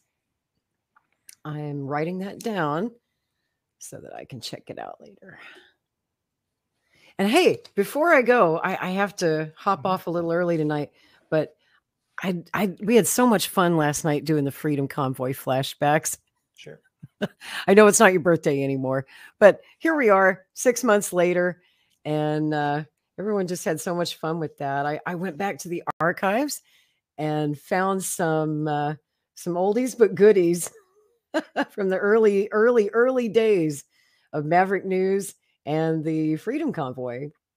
And since we were on the subject of Chrystia Freeland today, our little Nazi, I pulled up a clip that I thought was an interesting comparison. We're going to go back to the Freedom Convoy and show you the fascism on display. We're going to show you Nazis marching in the streets with powerful weapons, planning to overthrow the government. Right? Isn't that what they said? I think that's what they said. I don't know if Rick is still there or how I add this to the stream. Help. Can I do this? I think Rick has to add it. Sorry. Are you still there? I'm back. Oh, that was the fastest bathroom break ever. Yeah, there you go. Carla. Yeah, I want to give Carla a little love today. She was Freedom reporter on the ground. This was, I think, her first or second day here with Maverick News. And let's have a little look around and see what Miss Carla has for us. This was an hour ago, by the way.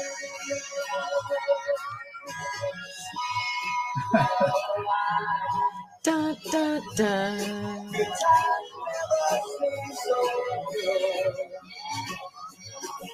These are your dangerous fascists dancing in the streets.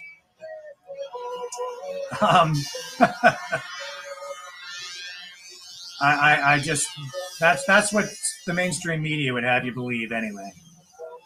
I've never been more terrified in my entire life looking at this. It really has been sort of a festival rally type atmosphere up there since over the weekend and even into today. Playing street hockey. We've seen video of the people there cleaning up the streets, cleaning up statues. They've been giving away free food to people in need. And the horns keep on blaring, sending a message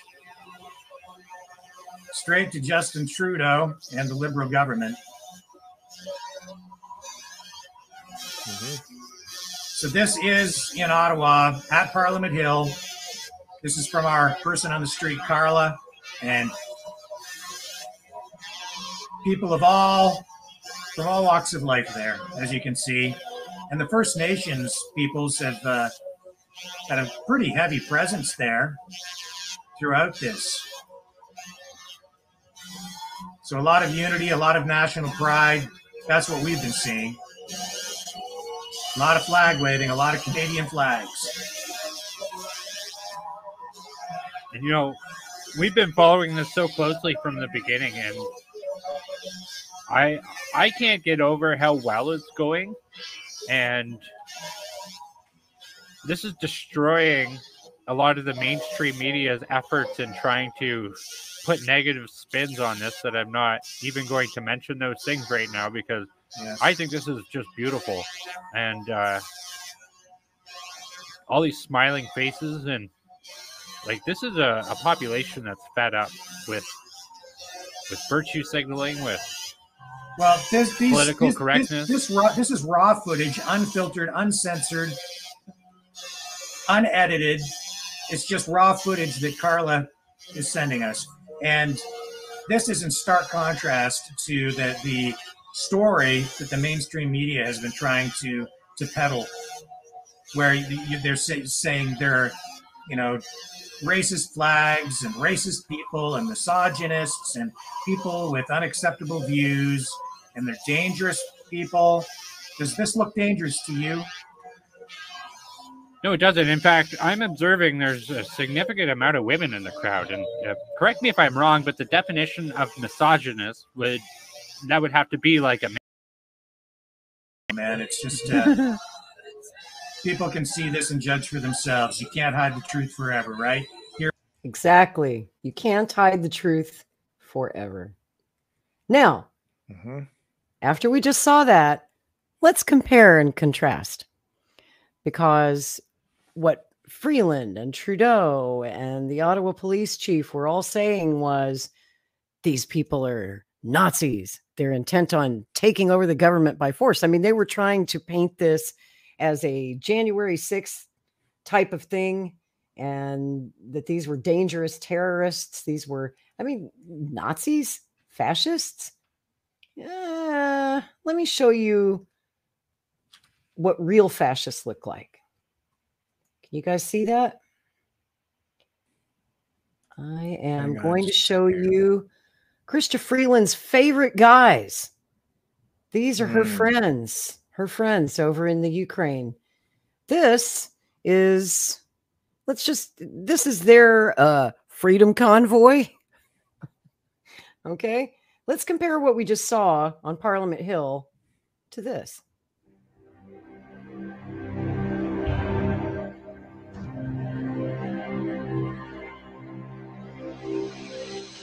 This video has sent a shiver across Ukraine. The marching young men are far-right nationalists from the Nationalny Drużyny, or national militia. They're at a sacred spot, Ukraine's crucible. Maidan, Independence Square in central Kiev. The national militia are part of a group called Azov. Initially a volunteer military battalion, it has well-established links to the far right. Its founder, this man Andrei Beletsky, has in the past expressed racist and anti-Semitic views. Nice Nazi salute there. Has clear Nazi overtones. My favorite quote from Andrei Beletsky is that the destiny of the Ukrainian nation is to be an avant-garde in holy war of white people against underhumans led by Semites. Arsen Avakov, Ukraine's ambitious interior minister. His links to the Azov group are well known. He's put their fighters on the payroll of his ministry and appointed one of their commanders, Vadim Troyan, as his deputy. The national militia may well be the extreme right's first move ahead of Ukraine's elections next year. But it's the uncertainty over who's behind them that's worrying people. Confidence in politicians and the police here is low. And for whatever reason, the national militia appear to have been given the nod to act outside the law. Це абсолютний хаос. У нас немає на що спиратись. Наша країна розвалюється. У нас немає порядку. Тому ми і стоїмо на засадах безпосереднього порядку, українського порядку. Як історія, вона повторюється, якщо ми подивимося, що відбувалося в Германії там 37-39 рік, да, коли воно фашизм тоді піднімався, то в принципі можна, от я б їх цим самим зрівняв. Your thoughts, Rick? Yeah. How does that compare and contrast to what we saw in Ottawa? Did we see a bunch of, you know, were these freedom protesters wearing paramilitary uniforms? No. Were they carrying weapons? No. Were they marching in formation? No. Were they talking about inferior races that have to be eliminated? No. Nope. I don't get it. Make that make sense. Can anybody make that make sense? But then again, I mean, you know, there are no Nazis in Ukraine, right? There's no Nazis in Ukraine. Were those guys that we just saw Nazis, patriots? What do you think? Which guys? The guys in Ukraine, you mean? The guys in Azov. I mean, Chrystia Freeland says they are patriots. Yeah. What does that make Chrystia Freeland? Right. That's my point exactly. Right. My point exactly. Yeah. And then what do they call people like Moose? Why do you think Moose is so upset? He's a patriot. Yep, he's a patriot, but A not nationalist? he's a nationalist, but he's not an ultra nationalist like not who wants to cleanse the country ethnically or religiously or culturally. That's what fascists do. They want in Ukraine, they want a cultural cleansing. And an ethnic one. Yeah, yeah. And an ethnic one, yeah. Let me show you this screen here if you wouldn't mind adding it real quick. This is just from a few days ago. Can you guys see that? Is that Zelensky? Mm-hmm. Sure is. He's visiting a military cemetery. Please ignore the right sector Bandera flags because there are no Nazis in Ukraine. See if I can blow that up for you. See there? I'll make it full screen. These are the flags. That's the flag Chrystia Freeland loves. Yeah. That's the one that she was holding, the red and black, the right sector flag, the Banderite flag. And this was just a couple of weeks ago, August 18th.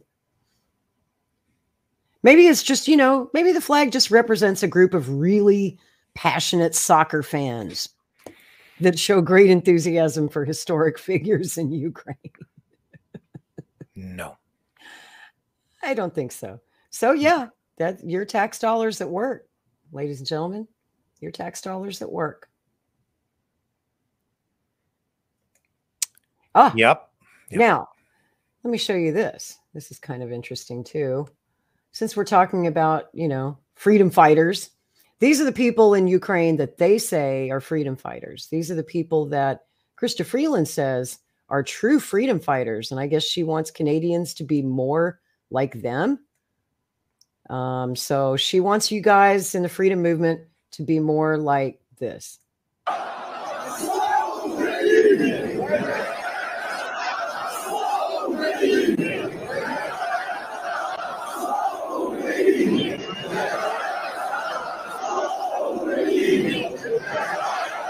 Can you see that? Yeah. Yep.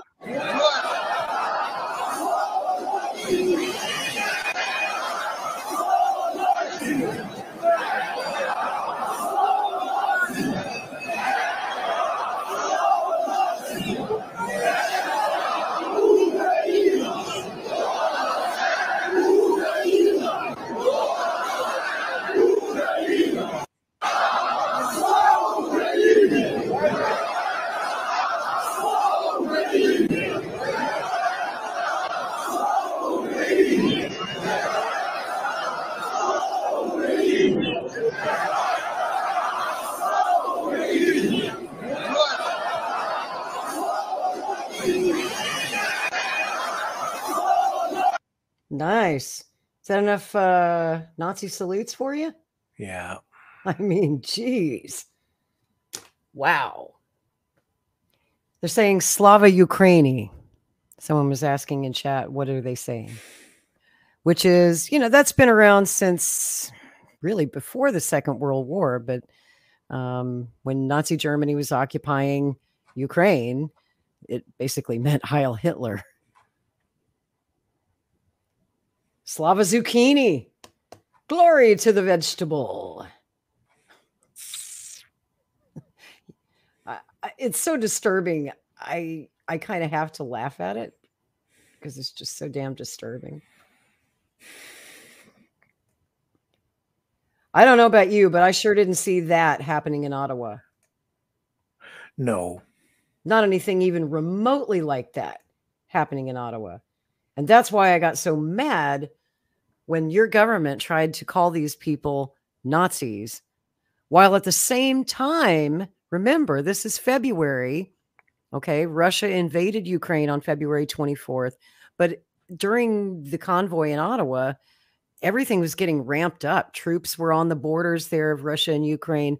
And even in Trudeau's famous speech, or infamous speech, where he's up in his little mountain cabin dying of COVID, the one where he demonized the truckers. Yep.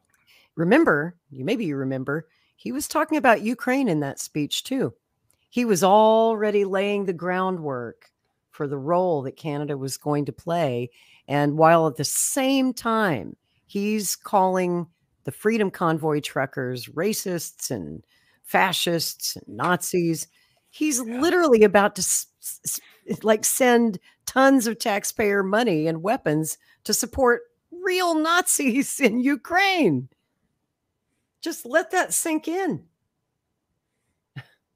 Okay, I got one more clip to go out on a happier note. For our freedom flashback today. This, I had to pull this up because Oh, Elliot. Well, hello, Elliot. Oh, you're back. Hi. I think did you? No, he didn't mean to. No, it was an accident. Well, nice to see you guys anyway. Thanks for popping in.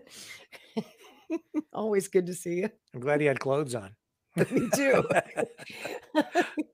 It's in the company of a beautiful woman. You never know. Yeah. What might happen. But I had to show this because this was my very first Rick rant. Oh. I'd been watching the convoy, the coverage that you were doing for a couple of days, I guess. And I hadn't really heard you get worked up yet. Okay. And I think it was my first or second show of Maverick News. And I thought, wow, I thought I was just popping in to get some straight down the middle news coverage of this thing in Ottawa.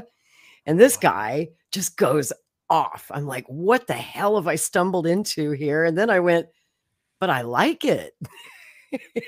I like it. This is a great, great Rick rant, you guys. I just have to share this. Are you ready? Put on your seatbelts. Here he comes. Who have abused people, who have abused the system, who have been neglectful, and have been feeding at the public trough for decades, far too long. And you were just looking at some of them sitting at tables right there, spewing half-truths, twisted information, and trying to control you with fear again.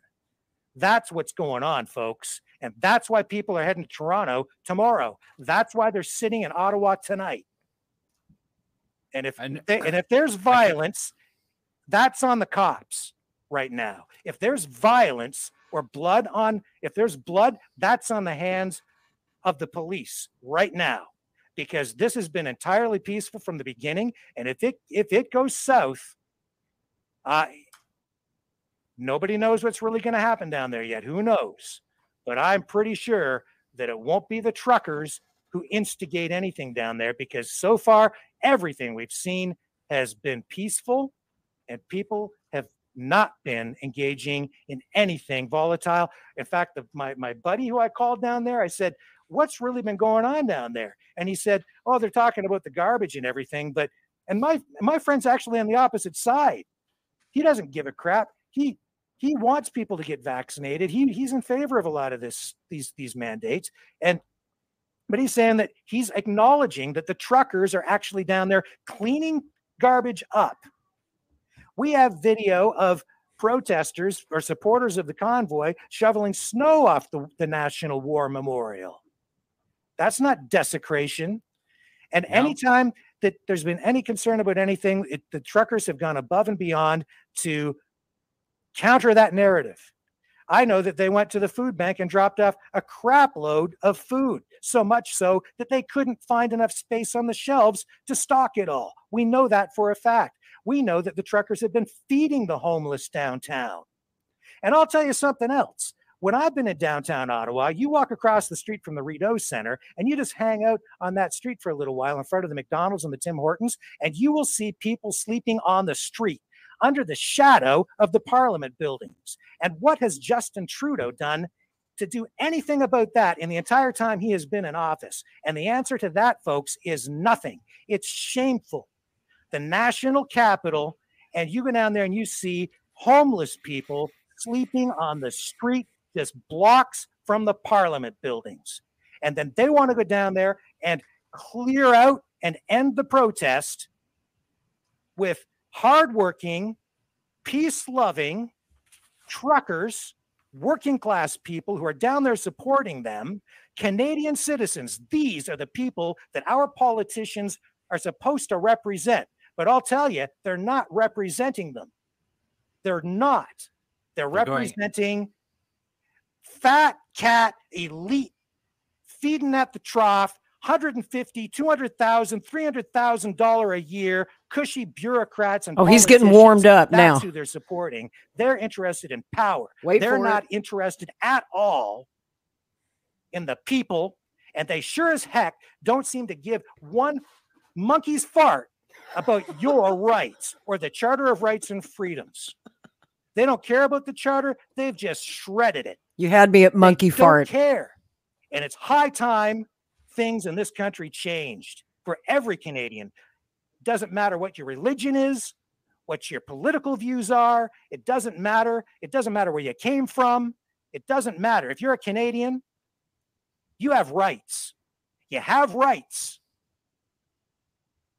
And that's what Brian Peckford, the former Premier of Newfoundland, is that's why he's suing the federal government. That's what his lawsuit is all about.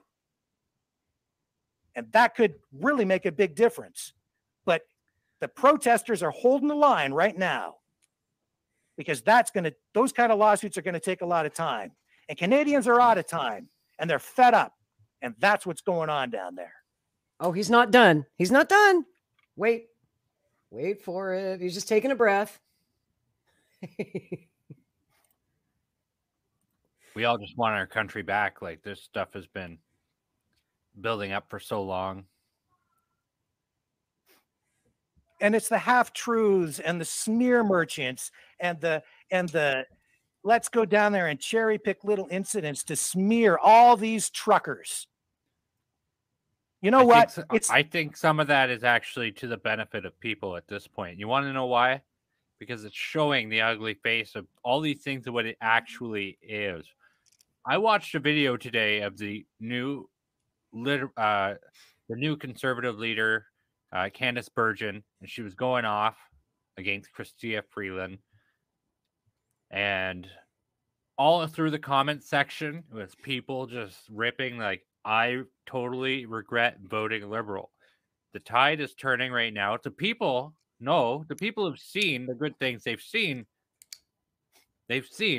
everything that's been going on. They've seen street hockey over in Ottawa. They've seen people getting rid of all the people with the quote unquote hateful flags. They've seen the people reject these actions, and that a lot of them understand what's going on down there is not how it's being portrayed. Justin Trudeau is weak. That's why he's squeezing harder. That's why the cops are talking the way they're talking. That's why, because they're weak. They're trying to double down and find a way to continue to control people. They want these protesters out of there in the worst way. They don't want this spreading, but it's too late. Canadians are seeing it. You saw it on the highway when the truckers were driving down there in their convoys. Canadian people lining the highways, displaying Canadian flags, an outpouring of love for their country and for these truckers for giving them hope for the first time in 2 damn years. After our politicians have said, stay the F home, lock everything down, screw your business. Costco can open, but Susie's shoe store down the street, you got to close. It didn't make any sense, but they didn't care because it wasn't about that. It never has been, and people are beginning to realize it. Am I saying there's no virus? No, I'm not saying it's a hoax. I'm saying that the politicians have been using this as an excuse to do a lot of the crappy things that they've wanted to do to people for quite a while. Exactly. They're implementing a plan here, folks, and you're seeing it roll out. They're abusing us. Hey, Rick, why don't you bring up our footage? Carla is live right now, so just bring it up. Sure. Keep talking. So this is downtown Ottawa right now. Keep talking. Keep going. Well, there's the people you're supposed to be afraid of. Ooh, right. Yeah. The guy with the Canada toque.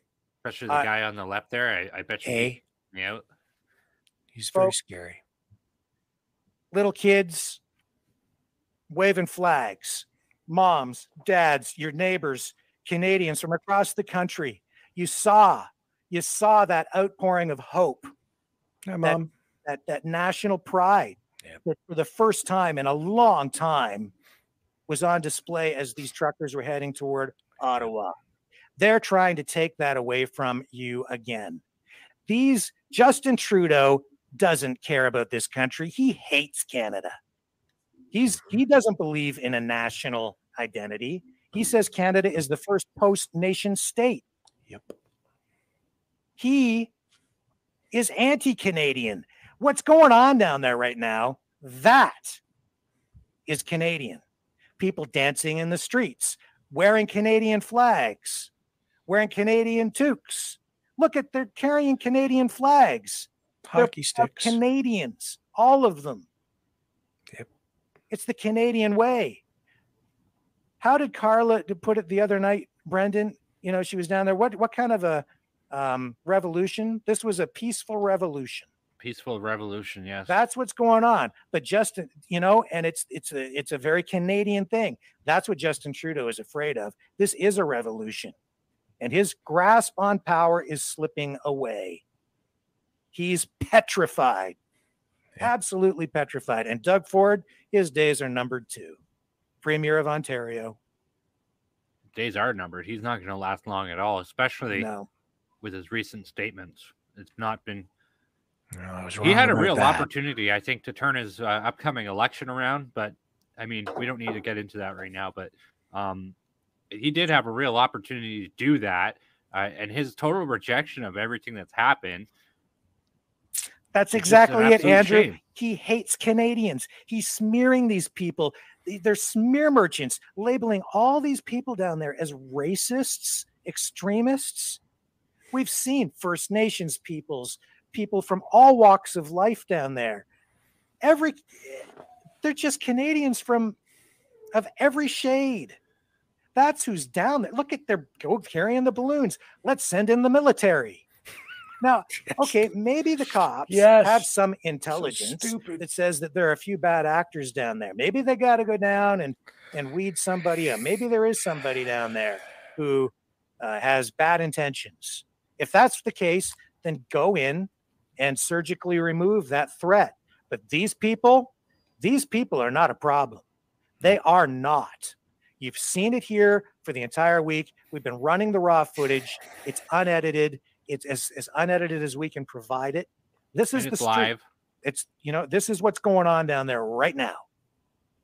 Now you can listen to the mainstream media spew their rhetoric, their propaganda, the information that the government wants them and is ordering them to give you because they're all on paying them to give you. That's right, because they're all on the government payroll now in a big way.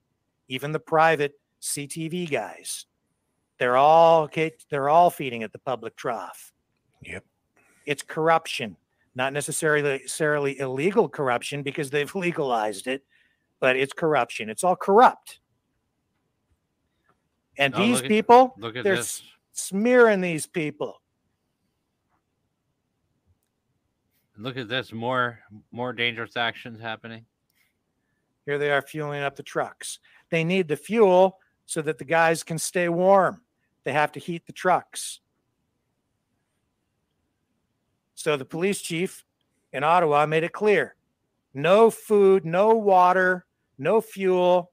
They're trying to stop it all from coming in. They're going to starve them out, freeze them out. No aid, no way to the enemy in any way. And that's really what he was saying. No aid to the enemy.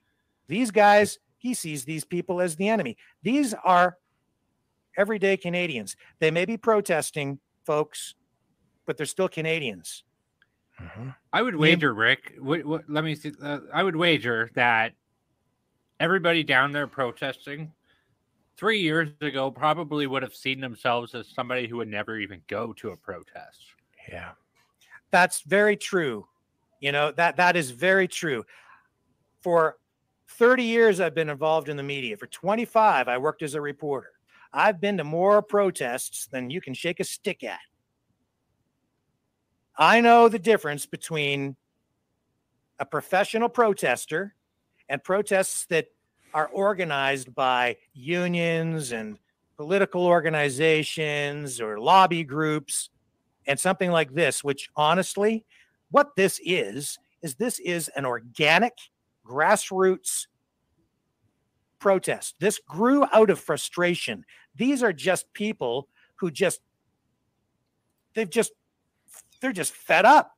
They just showed up. That's it. Yep. What do you guys think of that? Yeah. They just showed up. Definitely not a paramilitary Azov battalion kind of thing as they were being portrayed. You've seen tonight, we A-B'd the video just to refresh your memory, as if you could ever forget what it really looked like down there in the streets of Ottawa and Toronto and all across Canada. That was not any kind of fascist rebellion. It still isn't. Of course it isn't. You know, things have splintered off, and some people have ideas that maybe aren't the best ideas. Other people have some pretty good ideas, but it's still not what they're saying it is. Not really. I love that Rick rant, though. You had me at monkey farts. After that, I watched every single day.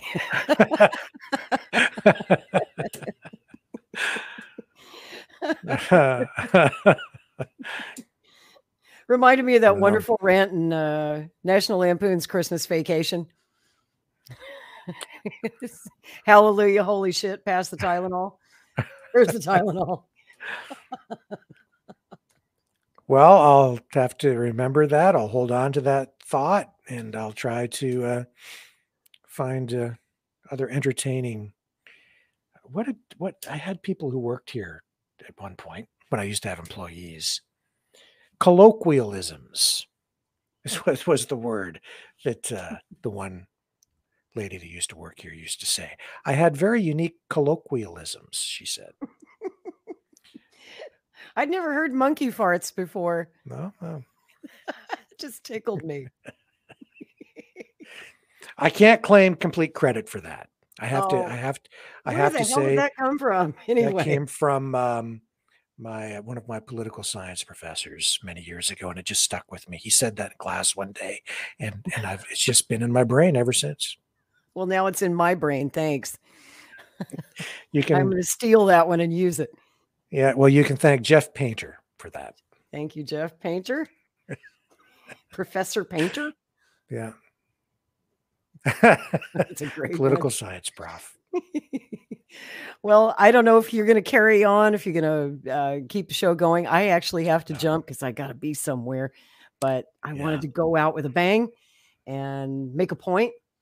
And we'll be back. I'll bring some more Freedom Convoy flashbacks while we're looking back after 6 months. I'll bring some more tomorrow. 6 months ago. 6-month anniversary. Yeah. I don't know. In a way, it feels like it's been 2 years. It's been such an eventful year. It has been. Yeah. Feels a lot longer than 6 months to me. Does it you? It does. Yeah. It feels like a long time ago. Doesn't it? Yeah, I'm not sure why, but maybe just because so much ground has been covered. You feel like you've aged when you look back at yourself 6 months ago and go, damn. That seems like years ago to me. Uh-huh. It's weird. Yeah, it does to me too. Mm-hmm. And we're still on that journey, still trying to get to a better place. Still fighting the good fight. Yeah, we all are. You keep doing that. Yeah. Y'all keep doing that. I'll do that. Yeah, we'll all keep working on it. Well, sayonara from the United States. Love you, my favorite Canadian people, my freedom fighter friends. Y'all take care. I'll see you tomorrow. Yeah, we'll Bye be now. back 6 p.m. Eastern Standard Time on the flip side.